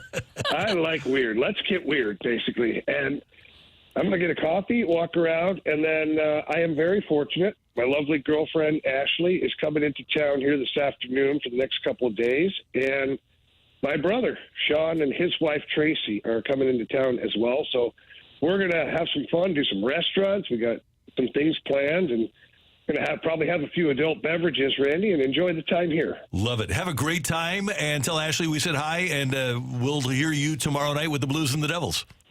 You got it, buddy. I will. Thank you very much. Thanks, brother. That is Jamie Rivers with us on 101 ESPN. That's cool that they're going to be able to spend some time in NYC. The people watching in NYC. Yeah. Huh. I've never been to New York before. I would love to go. So is the people watching that exciting? Stay away from Elmo. Okay. Just take in the people watching. He's right. Yeah. It is something to behold in Times Square. It is something. Yep. And the Ray's Pizza on 11th. Actually, it's not Ray's anymore. But any pizza. Any pizza's good. New York pizza is pretty darn good. Bagels. Yes. Coming up, we've got a fighter already. What's the guy's name that's coming back? Max. I'll remember if he beats me today. But today I forgot. So come on, Max. Looking for Max to take me on in the fight next on 101 ESPN.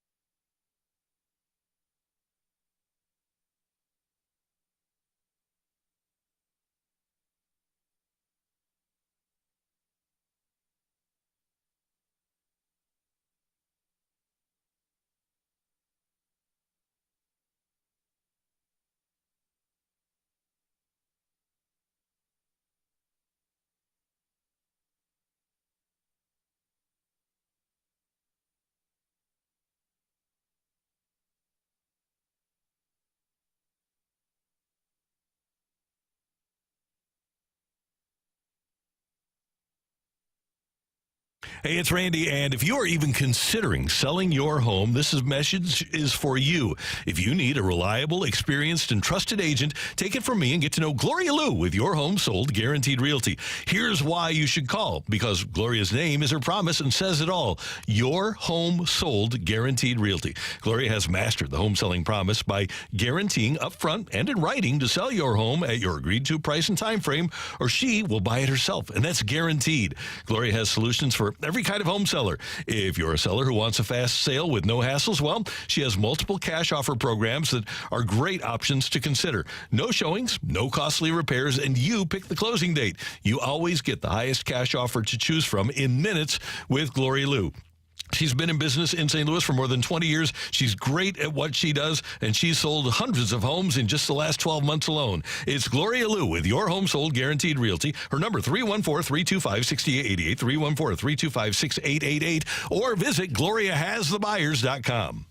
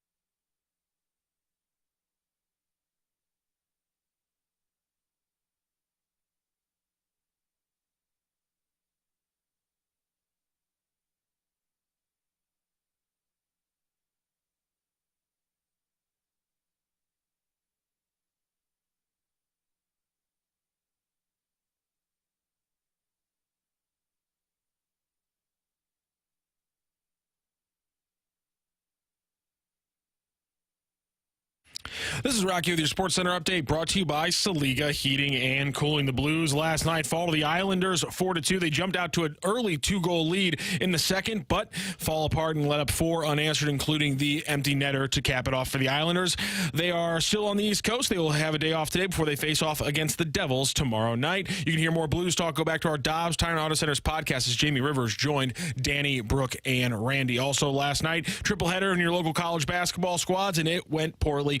Number 25 Dayton 100 over Sleuths 83. Number 13 Auburn 101 to Mizzou 74. And Purdue with a big win over Illinois 77-71. That's the number 3 team in the nation getting a big win over the Illini. That is your Sports Center update brought to you by Saliga Heating and Cooling, an independent American standard heating and air conditioning dealer.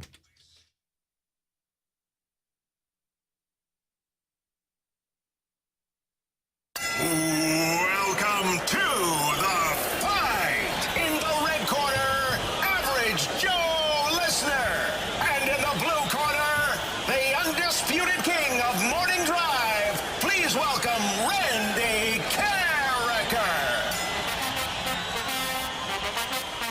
Welcome back to the opening drive. Brooke, Dan, and Randy here, and it is time for the fight. And for round 2 of the fight today, Max is back. Max, how are you feeling today? I'm doing great. How about yourself? Doing great. Okay. Now, look, I'm very confident in your abilities, especially after yesterday, but I do have to warn you, Randy Karraker does have his grapes today going into this fight. I was listening earlier. He didn't seem to be too intimidated by me. Yeah. Don't worry. That's the case with every fight, so that's how he rolls. Yeah, it's just mind games, Max. You got this. All right, you ready for question number 1? Sure. Besides Michael Jordan with 6, who is the only other player to tally more than 3 NBA Finals MVPs? Is it Tim Duncan, LeBron James, or Shaq?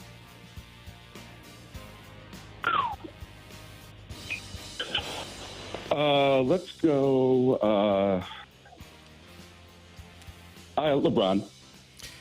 Okay, question 2. Which multi-cup winning NHL franchise has a perfect record in the Stanley Cup Finals? The Kings, the Islanders, the Avalanche. Ooh.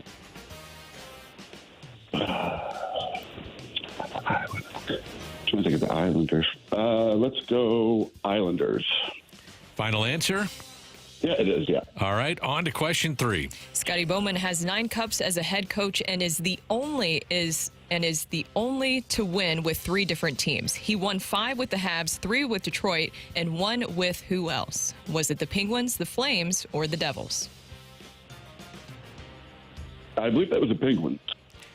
All right, number 4, here we go. Who is the only player to win the regular season MVP and both postseason series MVPs all in the same season? So he won the regular season MVP and then the post-series MVPs as well. Was it Corey Seager, Willie Stargell, or Sandy Koufax?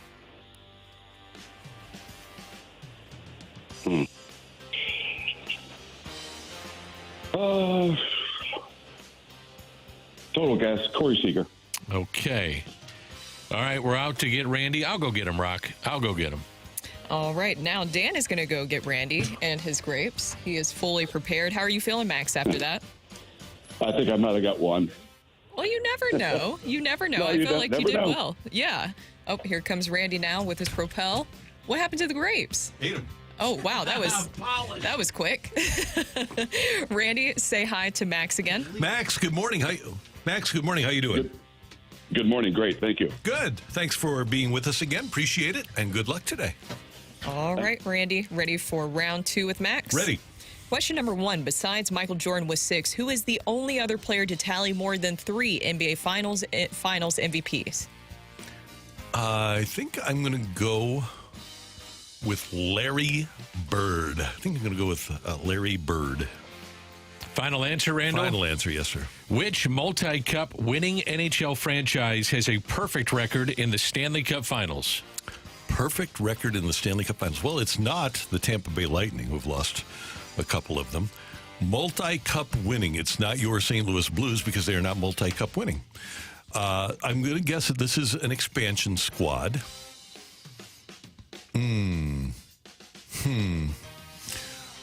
but I don't want to go through all the teams right now, so I will go with the lifeline.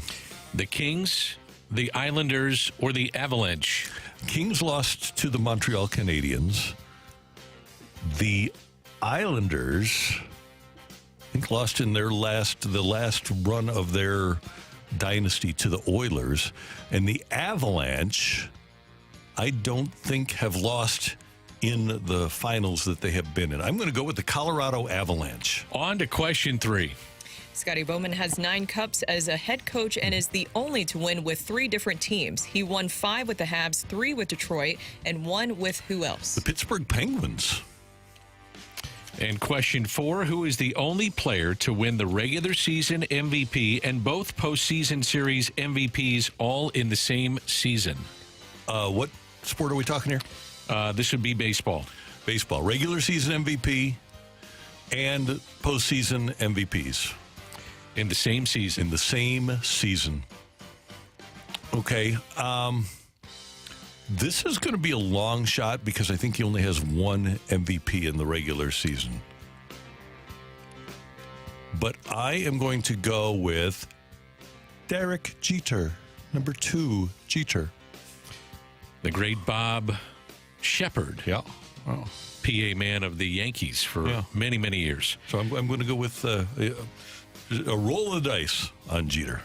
All right, well, we have to go to a tiebreaker. Ooh. Yeah, this is an extremely good fight today.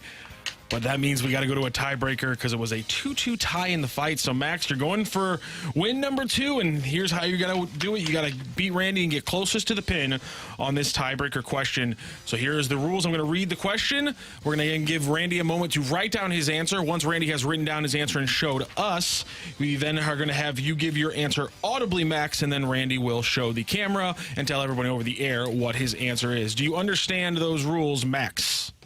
I think so. All right. A few days ago in the NBA, we saw a team get absolutely shellacked, and that was, of course, the Golden State Warriors, who got just the tar beaten out of them. But it was not the worst loss in NBA history. What is the largest margin of victory in an NBA regular season game? What is the largest margin of victory in an NBA regular season game? Obviously, your answer needs to be in points on this one. I hear the sound. So Randy Karraker has given us his answer. Max, what is your answer, sir? Let's go 62. You have to actually be kidding me. Whoa, that's weird. Randy Karraker, what is your answer? I wrote down 62. You're both wrong. But you answered to the exact same thing, so I can't really do anything about it. So we're going to go to our second tiebreaker question. Yes, Max. What was the answer? God, the answer is 73. Okay. 152-79 victory a few years ago. God, you guys are absolutely kidding me. So we're going to switch to our second tiebreaker question, and that is, how many regular season wins did Scotty Bowman have as a head coach? Oh, God.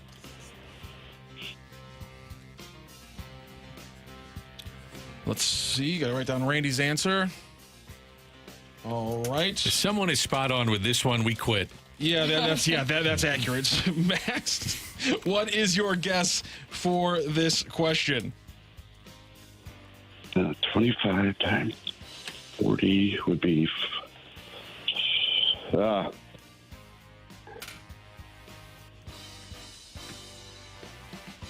So 2,200. Matthew's doing the quick math, I would anticipate. Carrie would be very mad at me for the math that I'm doing right now because we have a winner in today's fight. Is it Randy Karraker knocking Max off, or is Max walk off with another win and a Hall of Fame shot on Thursday? Ring that bell. The winner and still champion of the fight, Randy Karraker. Hold on, let me change it here. Oh, no. Okay, we'll do it.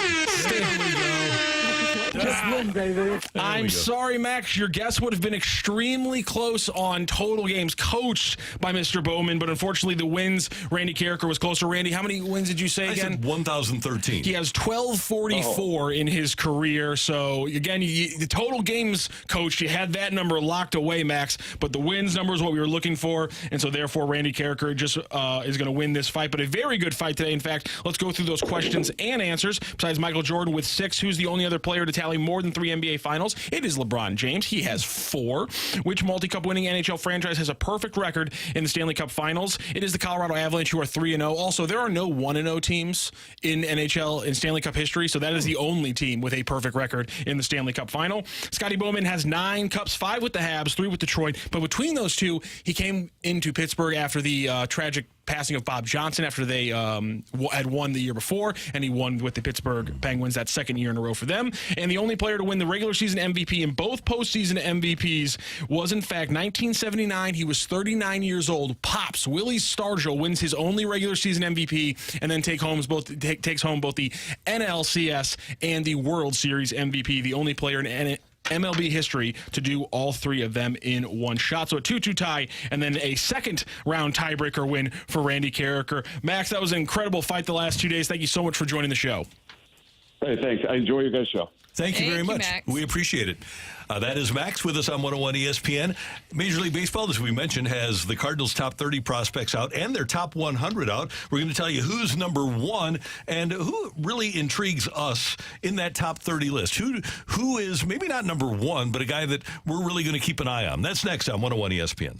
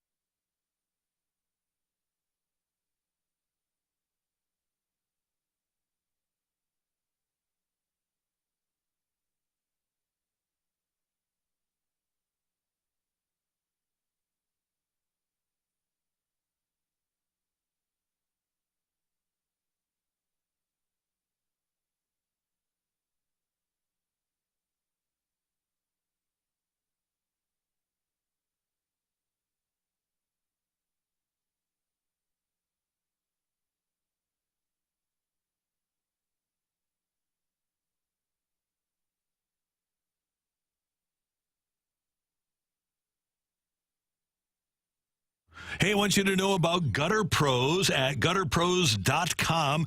If your house has ugly gutters, if they're rusted out or falling off the house, you need to get in touch with Gutter Pros. At gutterpros.com, you can set up your appointment there.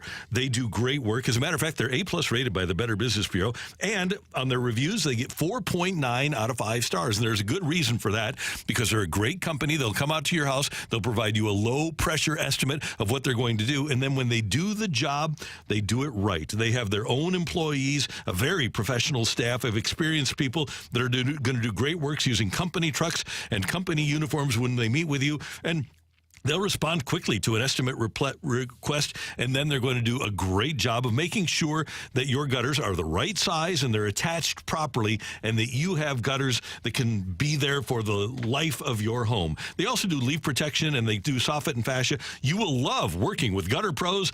Make your appointment today at gutterpros.com.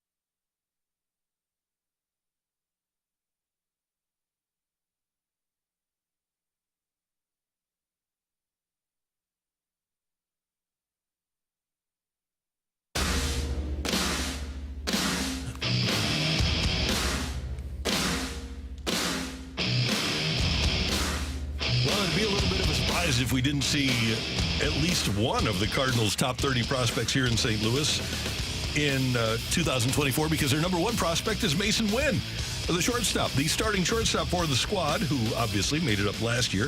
And the Cardinals have really high hopes for Mason Wynn. If you can go back-to-back years and Jordan Walker can turn into what he looked like he could turn into in the second half last year, and Mason Wynn can be what the projections hold for him, Cardinals, that'll be a pretty good batting average. The Cardinals need to develop some young stars. They've traded for stars in Goldschmidt and Arenado in the past, but they really have not done a great job of developing young stars in a while. And Wynn obviously is intriguing to me. But you know what I'm really intrigued about is, and I became intrigued before the draft last year when Greg Amsinger and I were talking about Chase Davis. Chase Davis has a chance to be a really good player. He's rated as the Cardinals' number 6 prospect. His ETA is 2026. Last year he was an A-ball. My expectation would be that he'll make it to Springfield this year. He's going to be interesting, and I'd like to hear from you guys. Who intrigues you the most? I would say that Tink Hence. Now, I know that he was part of the cuts, but I think that he's somebody that could possibly factor into things, and he's your second best prospect that you have.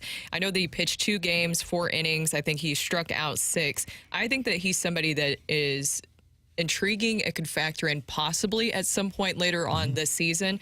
But if you look at, Randy, that 2020 draft class, I was just looking at that here. Jordan Walker, Mason Wynn, Tink Hence, Alec Burleson, and Mason Wynn, all a part of that, as I just mentioned there, all a part of that draft class. What a draft class that was. Yeah, and you're already getting some stuff out of those guys currently. I don't think that it's been bad. I know that you felt like they haven't developed a lot of guys, right? No, just an MVP type guy. Oh, I don't know about MVP type guy. It's been a long time since they've developed that guy. Yeah, because I was going to say Wynn, Donovan, Nootbaar, Edmund, Walker, all developed and drafted by the Cardinals. On the bench, Carlson, Carpenter, Burleson. You'll have a couple of relievers that are drafted by the Cardinals. But the guy I'm looking forward to is Victor Scott. He'd be number 1 on my list, and it looks like his ETA is not if, but when that happens this year. And Michael McGreevy, he's 23 years old. He does need to raise his strikeout percentage. So if you're not striking guys out at AAA, you're not going to strike them out in the big leagues. But interested with him. And Cooper Jerpy, that's another one, because his odd way to deliver the baseball, if you think about Chris Sale, it's a little bit like that, and how he could be a factor against left-handed batters. So those are just some of the guys. Joshua Baez, even though it's been a slow start for him. Remember when they signed him? He was a kid from the Northeast, but huge power ability, strikes out a ton. Won Bin Cho, that's another one. Yeah. I know people in the Cardinals system really like what they see of him. Definitely. He was a high school player in Korea, South Korea, that made not many high school players from North Korea make their way over to the United States. So, he's a guy that they really like the skill set of. And my final guy would be Chris Davis. It looks like he could race through the system. He's a power hitter. He's a guy that played in college, so a little bit more polished than the high school guys. So that's just a few of the players that I'm looking forward to. What about Tekoa Roby? How soon do you think he can factor into things? He doesn't have a ton of time because he's been hurt so much, but he's got such great ability. I kind of think that if he gets... again, his ETA is 2024. If he gets starts, if he can get innings under his belt and show them that he has command, I think that he's a guy that by mid to late season he could be in St. Louis. You know what's shocking to me is this projection list of ETA of 2024. Yeah.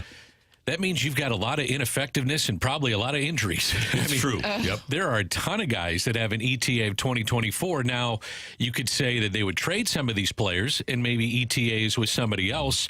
I would doubt that they would maybe do that unless they get to the trade deadline and they need to add a big piece or two. But, man, there's a lot of guys that these experts, so-called experts, are saying should be in a major league team in 2024. Oh, by the way, the Cardinals' top 30 include 3 top 100 overall prospects. Wynn is 43, Tink Hence is 64, and Tekoa Roby is 99. And then when you look at the entire list of the top 100, Jackson Holliday, Matt Holliday's son, former number 1 pick overall of the Orioles, is number 1. And then you're looking at a group of National League Central players, a pair of National League Central players. Jackson Churio of the Brewers is number 2. Paul Skeens of the Pirates is number 3. Junior Caminero, a third baseman for the Rays, is 4. And then the world champion Texas Rangers have Evan Carter. He played in the World Series last year at number 5. And Wyatt Langford, another outfielder, at number 6. So the rich get richer in Texas.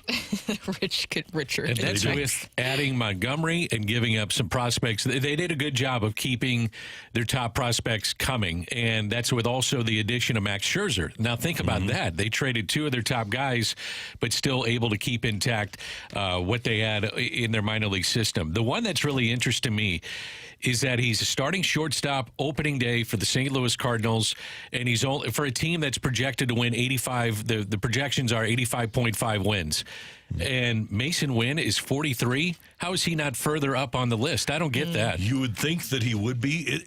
And you know what? When you look at the shortstops, so number 1 is a shortstop. Number 4 is a shortstop.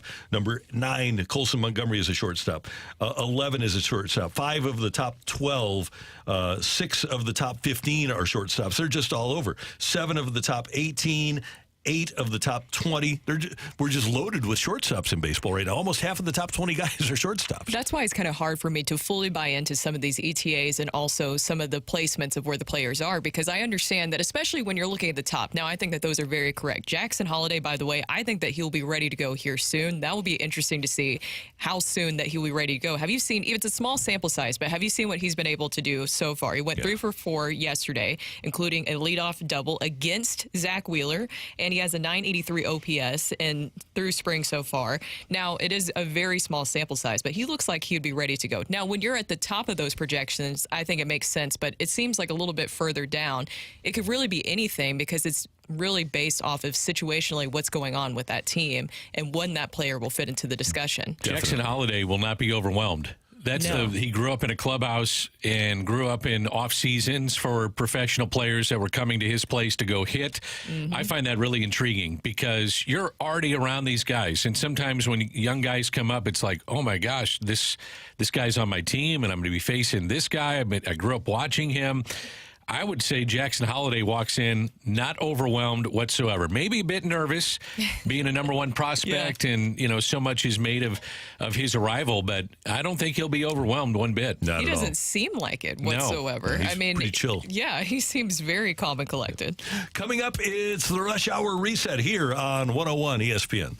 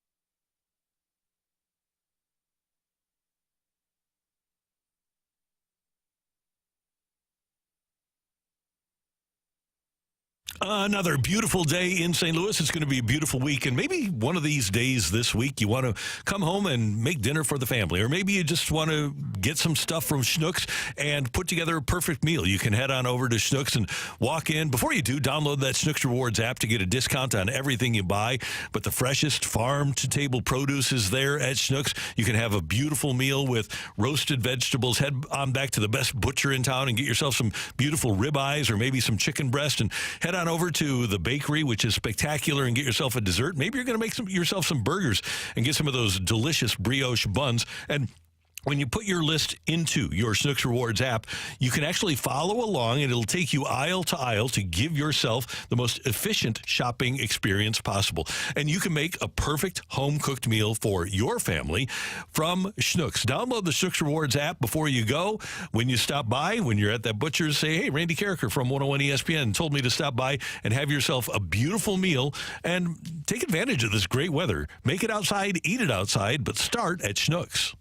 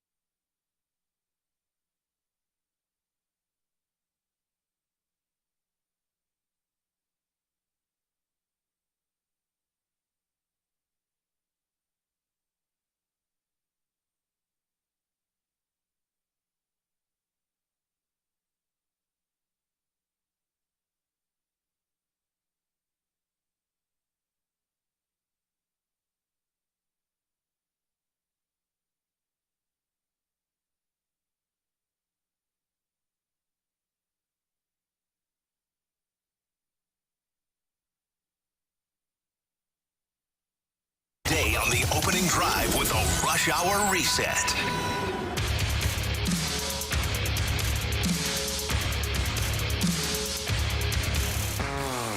.905 in St. Louis. Time check brought to you by Clarkson Jewelers, an officially licensed Rolex jeweler. Guys, back in my day, they used to just play spring training games every day. They didn't have any of these days off. You know, you're down in Florida. You get in there at 8 in the morning. You play a game. You go out and play golf when you're done playing, and that's the way it was. Now these players are soft, and they have to have a collectively bargained day off so that they can get 36 holes in rather than just 18. So the Cardinals. Golf's pretty good down there, too, Randall. It's really good. The Cardinals with a day off after a 5-4 win over Minnesota yesterday. And it is, when you're just getting into spring, I'm being sarcastic here, guys. It can be not grueling, but a day off is advantageous for everybody now and then. We get weekends off, right? So why not give the baseball players a day off here and there, too? I agree. I don't think that there's anything wrong with having a day off whatsoever, and it doesn't hurt that they're in Jupiter, as we were talking about, where you can golf, and there's a lot of golfing you can do there. There's the monotony of baseball, too. Regular season, you need a day off. I think it's good for everyone just to regroup. And I understand that there's going to be some fans out there and say, come on, these guys are playing baseball. I get that, too. But it does get monotonous down there, and you get a little day off, maybe sightsee, spend more time with the family. And as you mentioned, Randy, you play a little golf, too, for those that do. Presumptive opening day starter Miles Michaelis went 4 innings yesterday. He allowed 2 runs on 3 hits. Only one of the runs was earned. He struck out 4, most notably didn't walk anybody, and gave you 4 innings. So Michaelis with a decent start, relatively speaking, for the Cardinals, because it is early in spring trading. Riley O'Brien with a perfect inning and a strikeout. He's going to make the team, isn't he? He is going to make the team. I was telling you guys, I'm very excited about that old Irishman, or the new Irishman, as I should say. 22 days left in spring training. That would put Michaelis on pace for probably 3 more starts. At that point, you build him up to 6 or 7 innings. And I'm with you guys. I think he is the opening day starter for the Cardinals. And it looks like it could go any combination after Michaelis because of so many lefties in the back end of the rotation. If you're thinking Matz, Thompson, Liberatore, they may change that up, but right now it'd be probably Michaelis, Lynn or Gibson, Matz, and then Thompson or Liberatore, or both, because of a 6-man rotation. And oh, by the way, the Cardinals did hit their first home run of the spring yesterday. Gotta go Goldie. Goldie, as John Denton tweeted, Cardinal superstar first baseman Paul Goldschmidt hit the Cardinals' first home run of spring training, and he won the Lou Gehrig Award. So congratulations to Goldie. That's a big honor for him. It is a big honor. It is. I got a story about him. Last year, I was dealing with a young man that was sick, and he had a jersey, not a jersey, but a jersey, and he was on his on a bed in the hospital, and I contacted Paul, and I said, can I please get a signed, if I get this to you, will you sign it? He did it immediately. It cheered up the kid. He got out of the hospital, and his family said a big reason why is because Paul Goldschmidt signed that jersey. He's that kind of guy. That's awesome. That's so great to hear. He's that kind of guy. He is. It's as Mr. DeWitt said when the Cardinals made the trade for him. He's the perfect Cardinal, and on and off the field. Yep, he has been that guy. The Blues with a loss last night, 4-2 in New York to the Islanders. Although they did get off to a quick start. Second period, 1:21 in. Sod ends up spinning down. He blew a tire as he caught an edge, hit the deck, and the puck coming back the other way. Intercepting its neighbors. 2-on-1 Blues. Toropchenko with Shen. Toropchenko shoots. He scores! Toropchenko rips his 11th of the year. 1 minute, 21 seconds into the second period. It's 1-0 St. Louis. Jordan Kyrou scoring about 7 minutes later, and you're thinking, okay, 2-0. Blues up midway through the second period, but they couldn't stand that prosperity. Kyle Palmieri and Jean-Gabriel Pajot scoring for the Islanders before the second period was out. Horvat early in the third period, and then Barzal late with an empty netter. And the Blues fall by a score of 4-2 to the Islanders. They'll be at New Jersey against the Devils tomorrow, and just an awful night defensively for the local basketball teams. 25th ranked Dayton over SLU 100-83. We don't get anything free because Dayton scored 100. 13th ranked Auburn over Mizzou 101-74. Mizzou 0-17 now in the SEC. And 12th ranked Illinois falls to Purdue 77-71. Purdue is third ranked in the country. And so that is your rush hour reset. Not good whatsoever for things locally. Is it okay if just for 1 second if we go back to the Blues?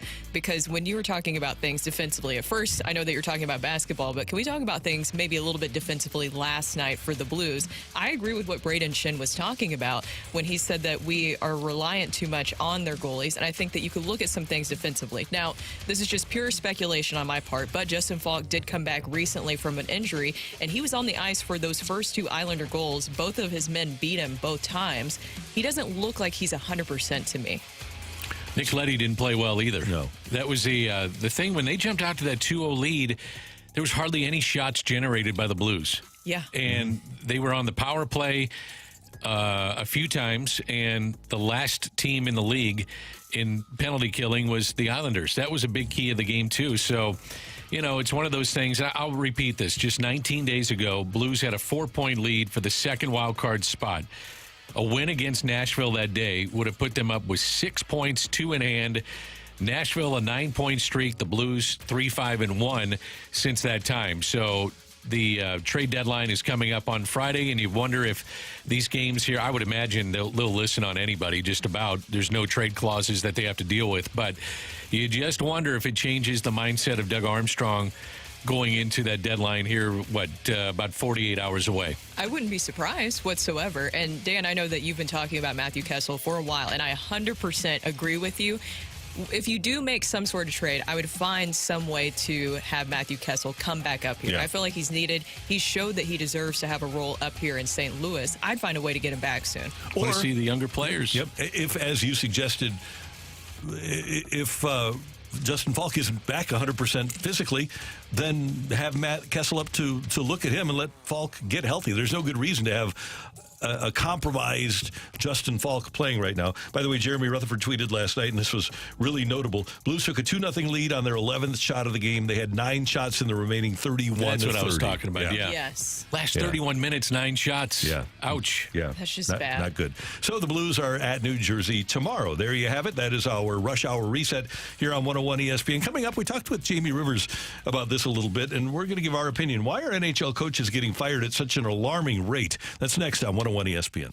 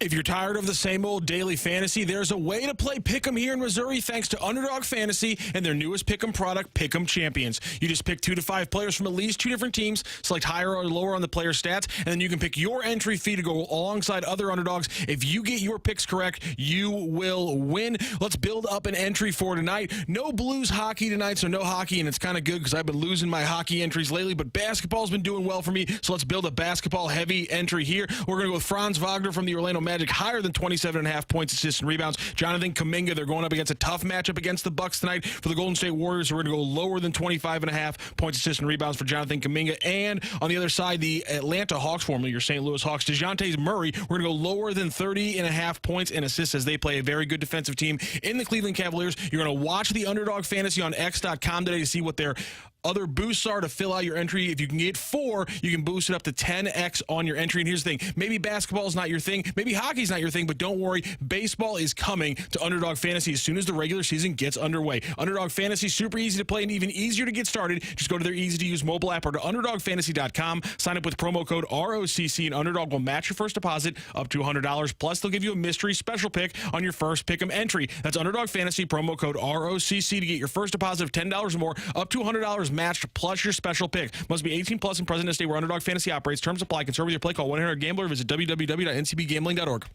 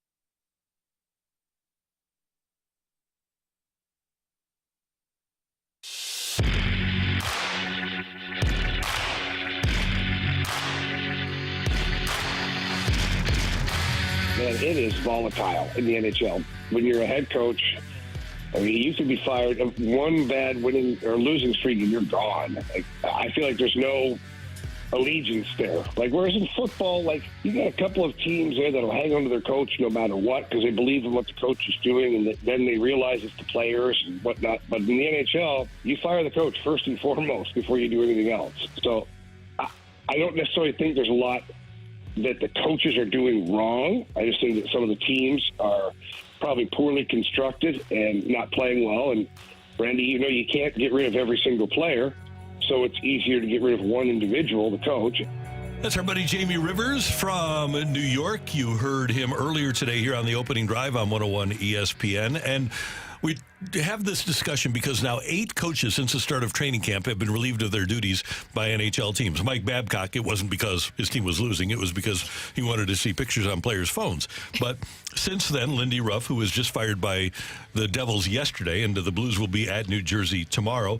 Todd McLellan of the Kings, Lane Lambert of the Islanders, DJ Smith of the Senators, Jay Woodcroft of the Oilers, Dean Evison of Minnesota, and, of course, Craig Berube here in St. Louis. That's a quarter of the teams in the league that during the season, not after the season, have fired their coach. And for me, this is alarming because we see what's happening here in St. Louis, and you read about some of the other coaching changes that have been made, and it appears as if coaches, especially veteran coaches, and all of those guys that we talked about are veteran guys, they're having trouble reaching young athletes today. And that's it's clearly an issue here in St. Louis, but it appears to be an overall league issue. We haven't even mentioned John Tortorella, who said that we have a dumb league right now.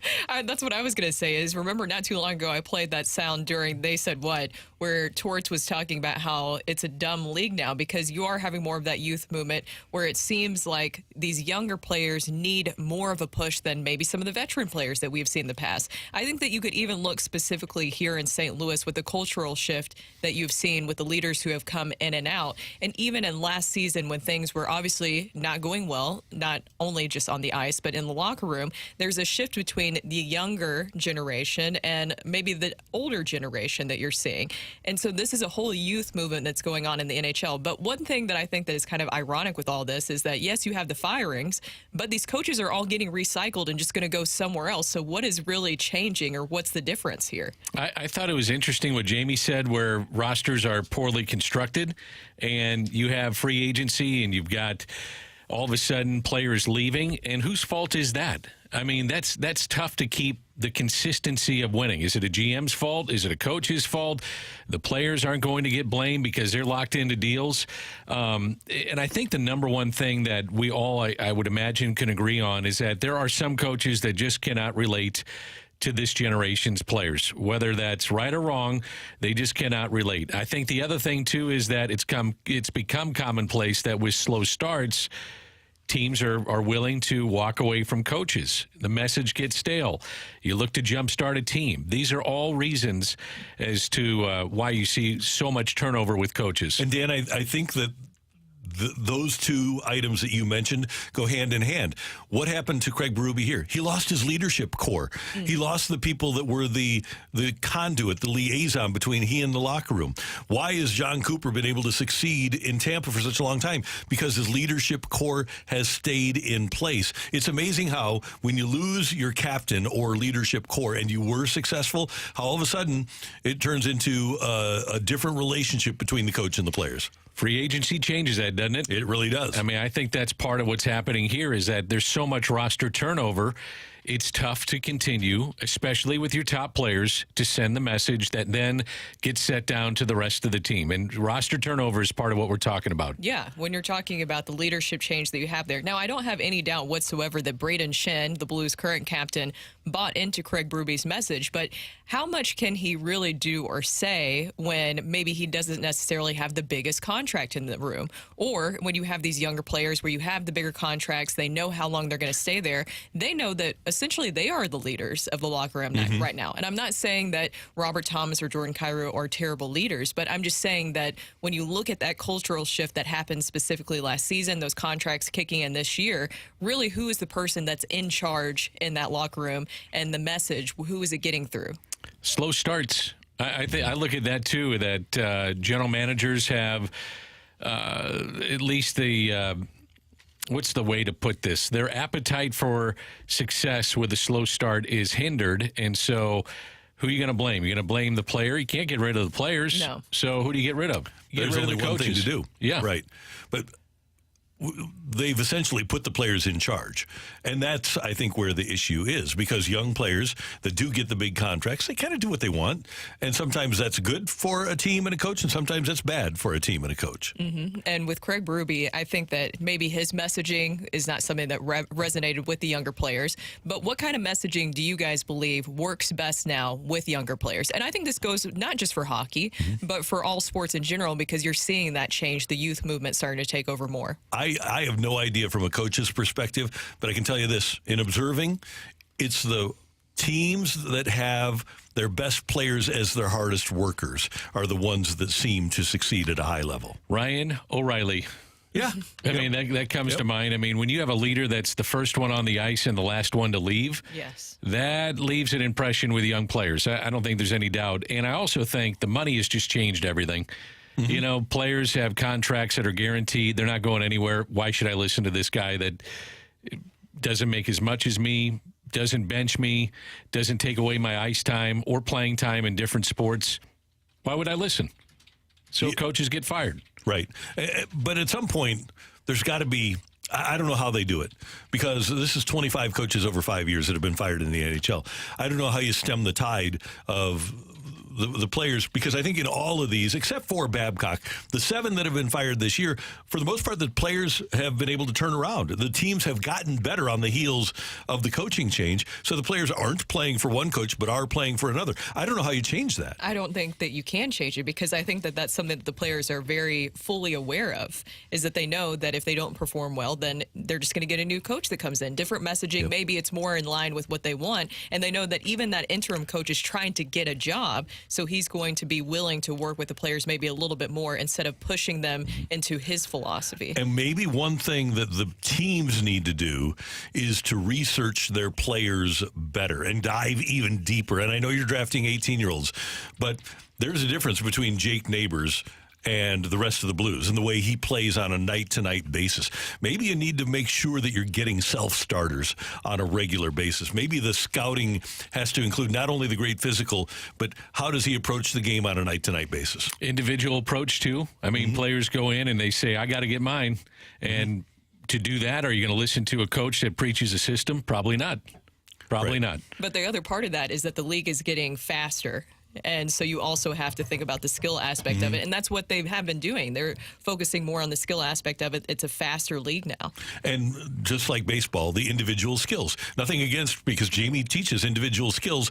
But when you're learning individual skills on a regular basis, when you get into a game, you're going to utilize those individual skills rather than your team skills. And I think that's happened in all sports. Coach from the 314 says young players, especially those who are superstars at a young age, don't feel they need to adapt as they get older. That's a good point. What got him there? You remember talking to Mike Schultz about, I'm sure we had the same conversation with him about, hey, why not ask Jordan Hicks to throw 99 with command?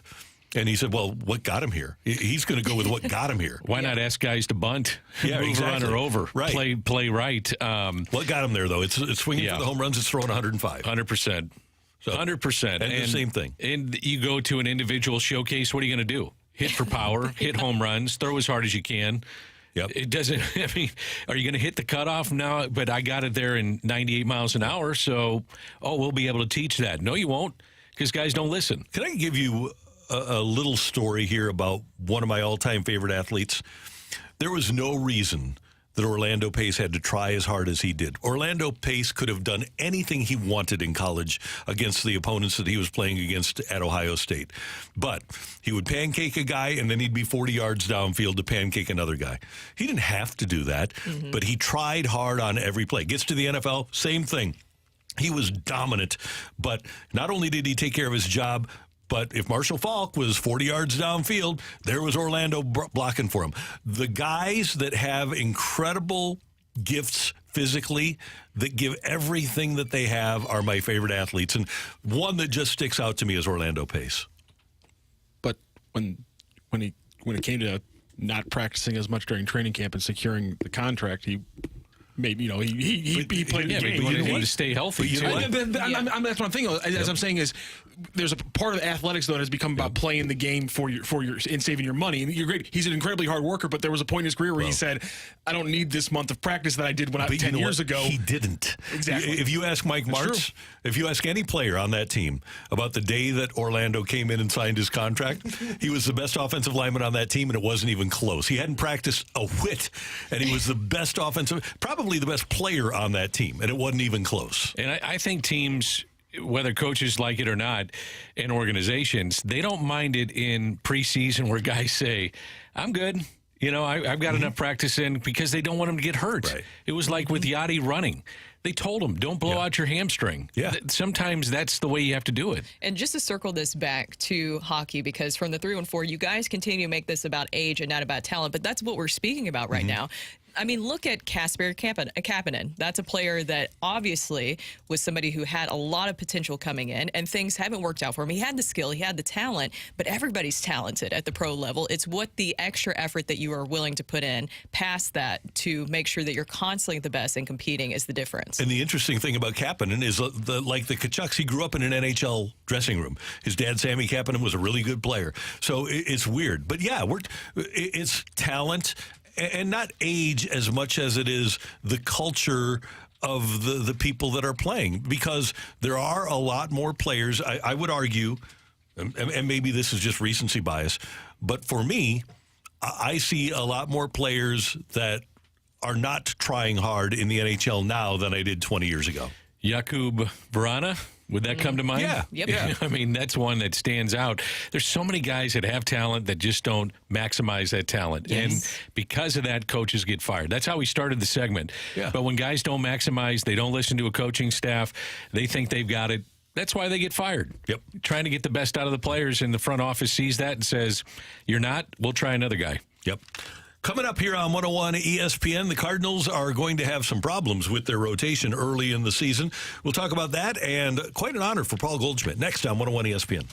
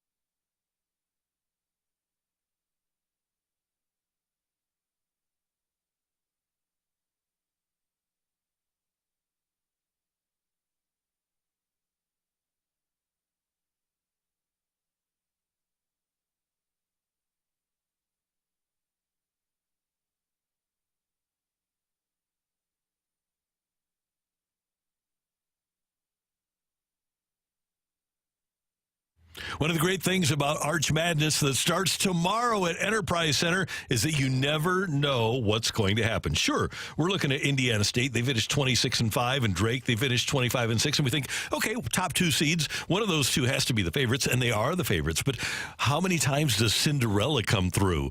come March. And that's what Arch Madness is all about. Somebody that you are not expecting could wind up in the big dance this weekend. Tomorrow through Sunday over at Enterprise Center, it's the 30th edition of Arch Madness, the State Farm Missouri Valley men's basketball tournament. And sure, it could be Indiana State, it could be Drake, but Bradley comes in with a 21-10 record. They could come away with 4 in a row. Belmont, they could win it. They were 19-12 on the season. Northern Iowa, SIU. There are a lot of different teams in the Valley that could come away with a tournament victory and a trip to the NCAA tournament. And you can get tickets now at archmadness.com. Take your family. Heck, get 4 tickets, 4 large drinks, 4 large popcorns for $100 and have a great time at Arch Madness this weekend. One of the great events on the St. Louis sports calendar. Check out Arch Madness tomorrow through Sunday at archmadness.com.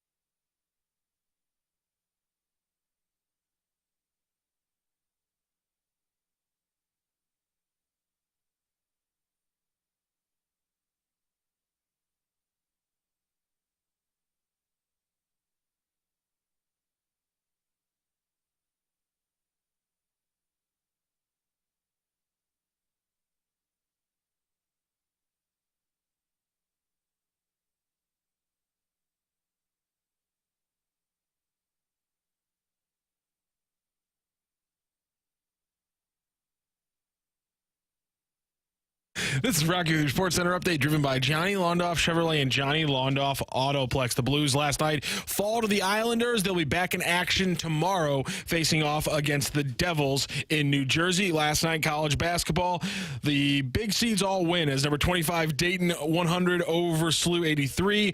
Number 13 Auburn beats up Missouri 101-74, and number 3 Purdue outlasts the Fighting Illini 77-71. The Cardinals yesterday did get a win 5-4 over the Twins. They are off today, and they will face off against the Astros tomorrow afternoon.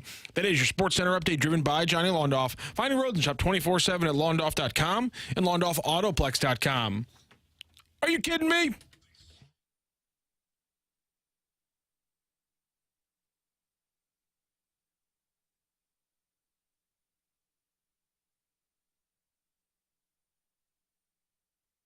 By E&P Granite, Brooke, Jamie, Curbs, and Bernie Federko's choice for countertops and cabinets.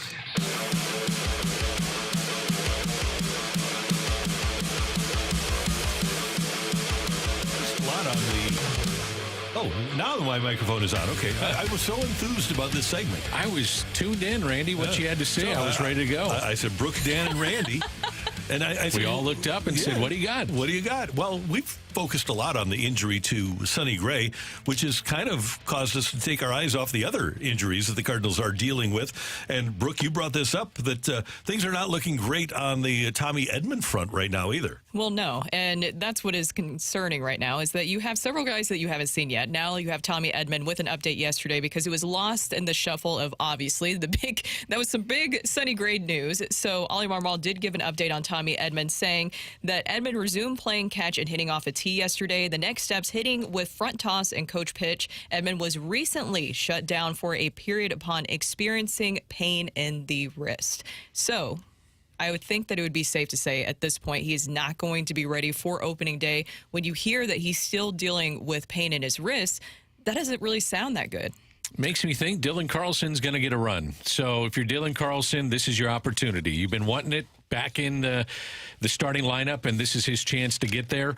I'm with you, Brooke. It's not ideal. And with Sonny Gray out, not ideal. That's a number 1 starter for the Cardinals, and you're starting opening day center fielder potentially not ready for opening day. And risks, as you know, Randy, can be kind of funky. Trying to come back, swing a bat, not an easy thing to do. And we're not doctors, but typically speaking, it's not an easy thing to come back from. Yeah, sometimes if you have wrist surgery, you never get back to what you were before.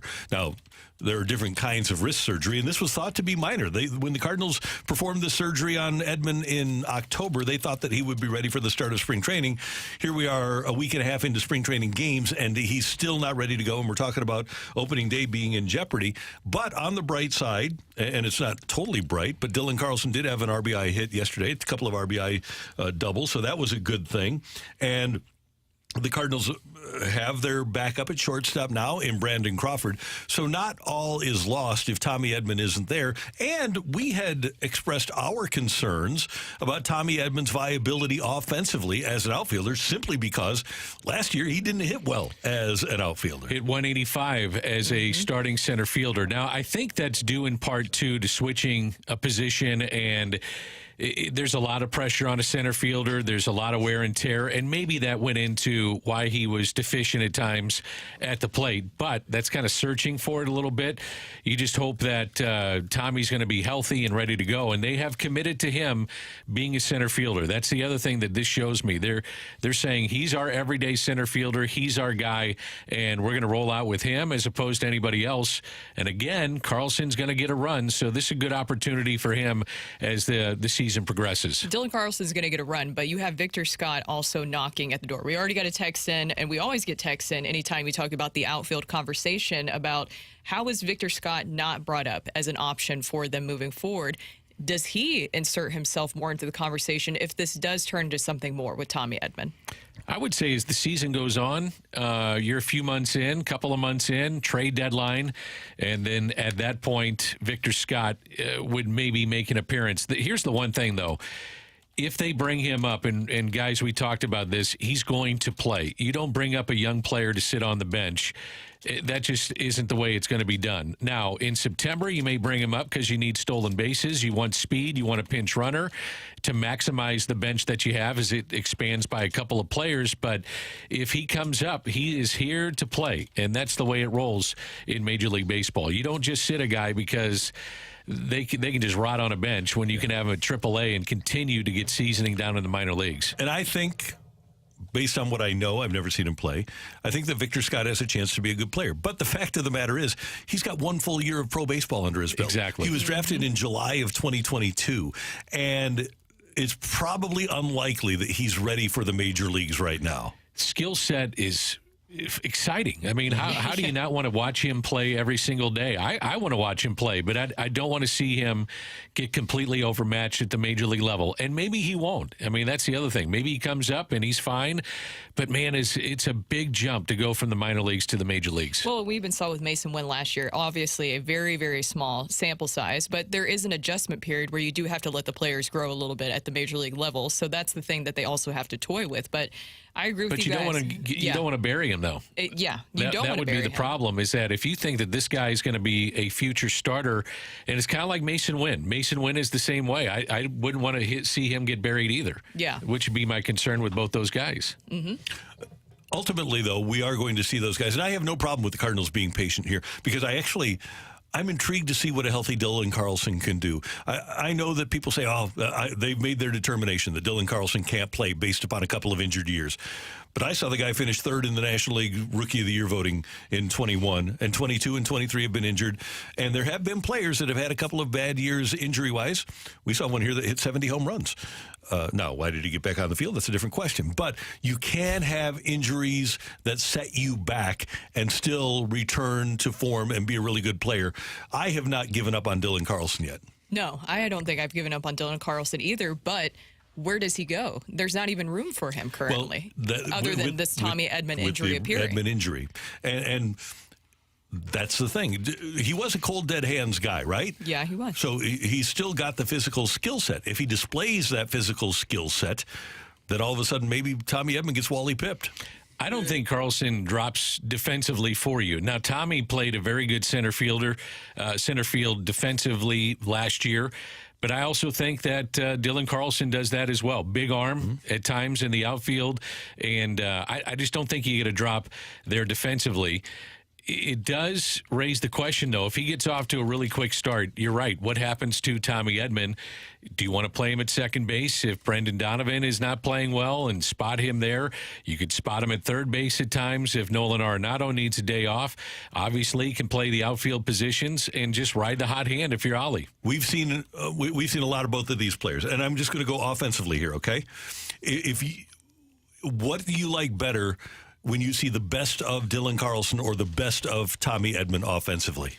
Ooh, what do you like better? Yeah, because I think Dylan Carlson has power that Tommy Edman doesn't have. That's where I was going.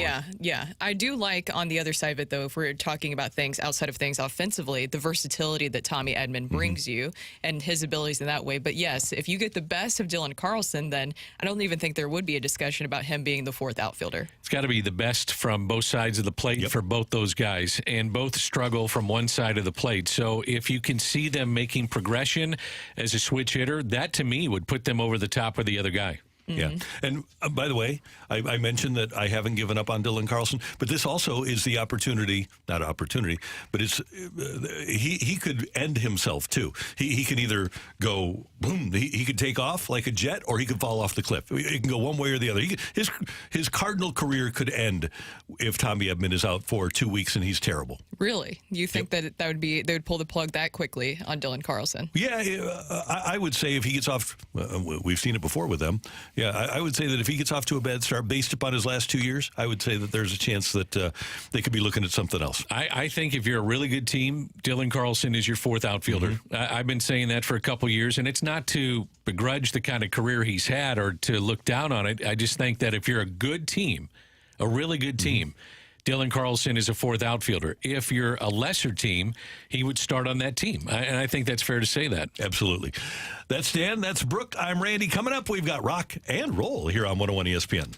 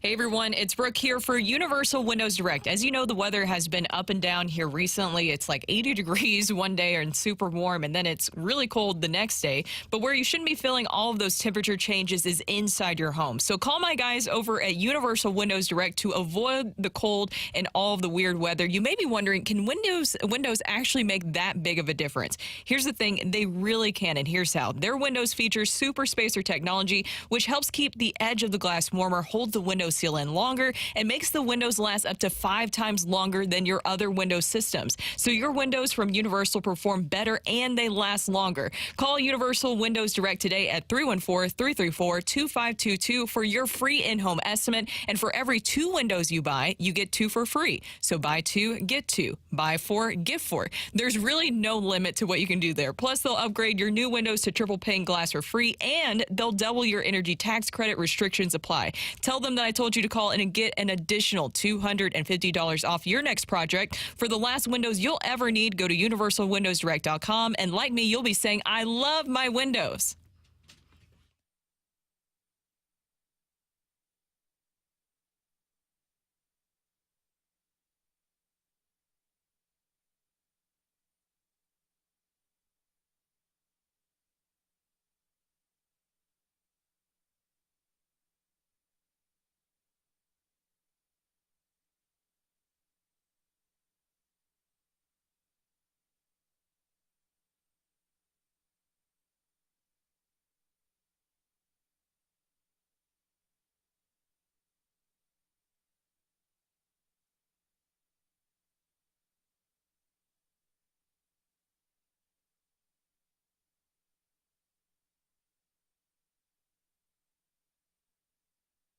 Rock!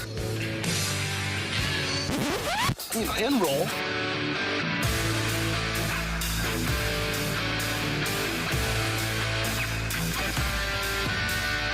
Let's rock. Let's rock today. Clarifying something I said in the last segment, because there's a little bit of misunderstanding. People think that I'm of the belief that if Dylan Carlson gets off to a bad start, that the Cardinals will DFA him or something like that. No, that's not what I'm saying. I'm saying his Cardinal career could essentially end if he gets off to a bad start, and the comp would be Lane Thomas, who got off to a horrible start in 2021, and they quit playing him in June, and then he got traded in August. So I'm not saying that it would be immediate disassociation from the player, but I could see the Cardinals giving up on a player like Carlson, who's been given a lot of opportunities if he gets off to a bad start. I understood what you're saying, but I'm glad that you clarified it. I'm glad they're not going to DFA him immediately. No, there's people that love that. I'm not a DFA him now kind of guy. But no, the Cardinals will pick their spots. But fact of the matter is, if Edman is back, or if they decide, okay, we'd rather have Alec Burleson in left and Newt Barr in center, something like that certainly would be on the table for the Cardinals. Pick their spots. Yep. That's the way I look at it, too. If he gets off to a slow start, try to find the right matchups for him and get him some success. Yeah. Seems like the way to do it. Yep, absolutely. And it worked out well for Lane Thomas, didn't it? You bet, yeah. Yep. Matthew, what do you got for us? I have some non-sports stuff here in rock and roll. So before we jump into that, Randy, can you tell everybody about a sports thing that's coming up here in the 314? Oh, baby. A sports thing. You can tackle your 314-day plans with the Battlehawks on Thursday, March 14th at Ballpark Village. Celebrate all things STL with a free 314-day Battlehawks Town Hall event with head coach Anthony Becht and Battlehawks brass. The event is free to attend and will feature fan favorite activities, ticket giveaways, exclusive merchandise, live music, and more. Fastlane will be broadcasting live from 2 to 6, courtesy of Sumner One. Brooke, you know anything about this? I think I do know something about this. I think that I might be there that day moderating this event, so I am super excited. Can I get a caw-caw? Caw-caw! I am so excited about the Battlehawks being back. I miss football so much. I will take any football. And you have the Battlehawks coming back in this one. I'm so excited, guys. Are you guys going to come out?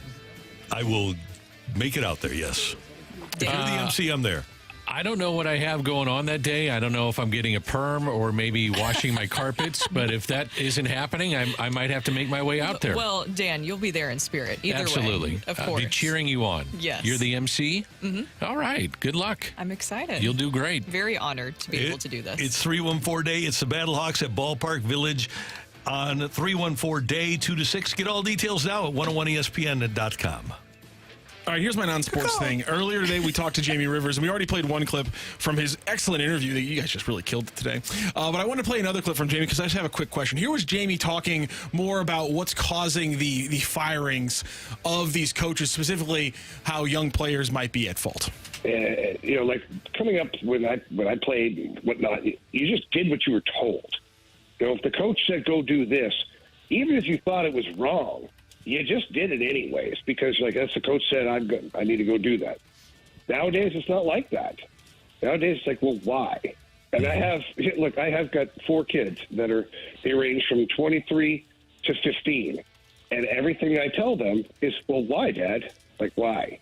Why are you telling us? I'm like, just because I said so. That doesn't work anymore.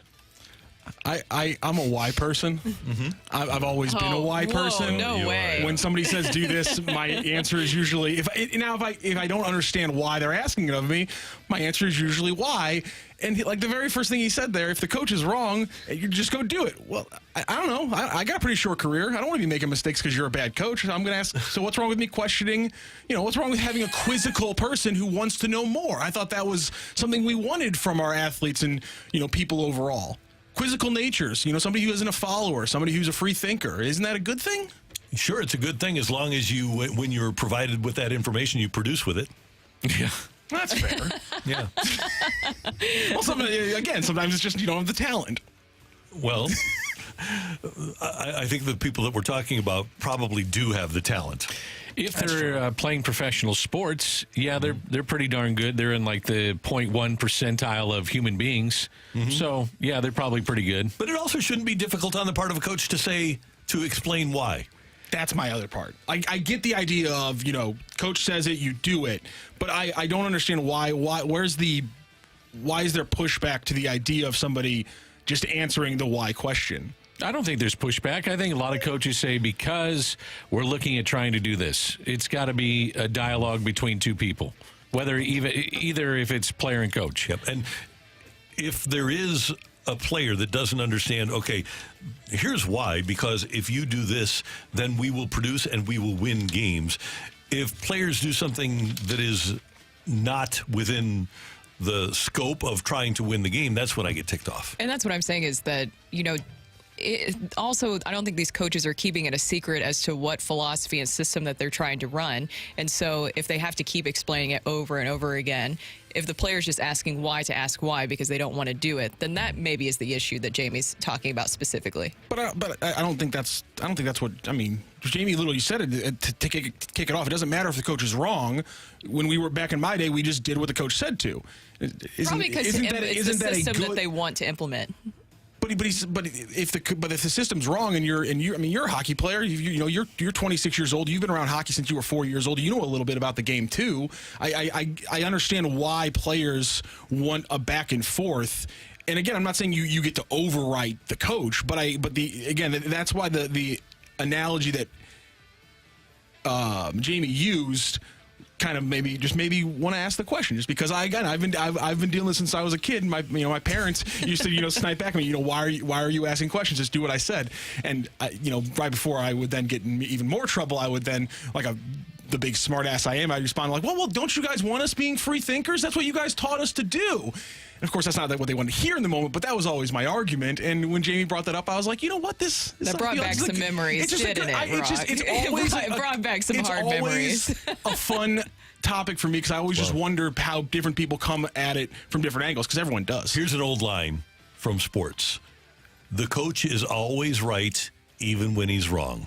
Just listen to the coach. Just listen. And here's the thing, Rock, do you ever look back or think back to some of those times where you were questioning your parents, where you thought that maybe you knew better, and then as you get older, you might appreciate that what they were trying to do a little bit more, what they were trying to say? I'm not saying that I was always right. I just wanted to know what their reasoning was for the thing that they asked. And you said because I said so. And yeah, I'm just saying is because I said so is a bad answer to give a kid or an athlete. That group of Rams that worked so hard for Dick Vermeil, if they would not have listened to him, they never would have won.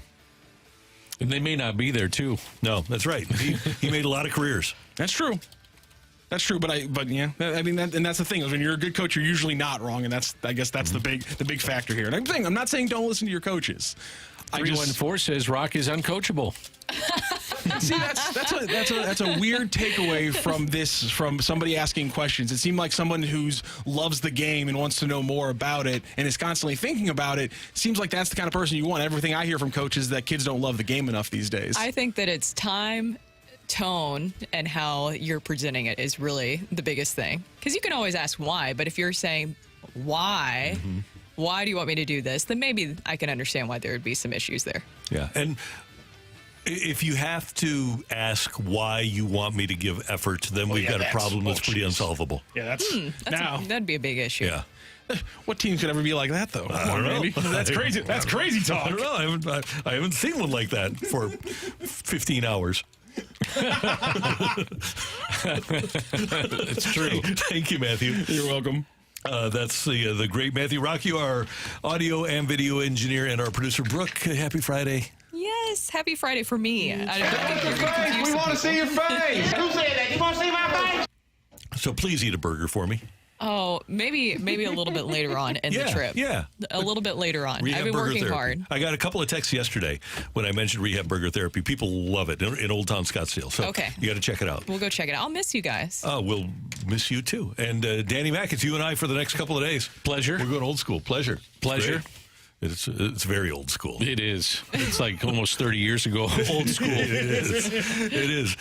We thank you for tuning in, texting in, and being a part of our show. For all of us until tomorrow morning at 7. Have a great hump day, St. Louis. That's right.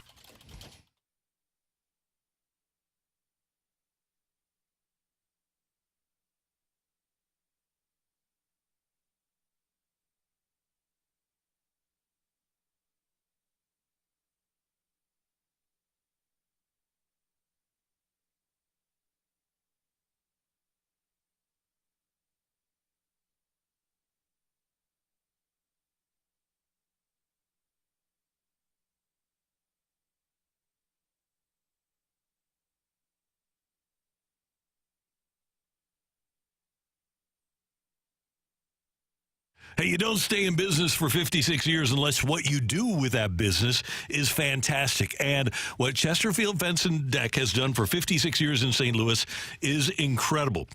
They're a great St. Louis company. They've been one of the top names in home improvement with a commitment to putting quality and professionalism first in everything they do. If you get in touch with Chesterfield Fence and Deck at 800-300-4054 or on the web at chesterfieldfence.com, they're going to come out.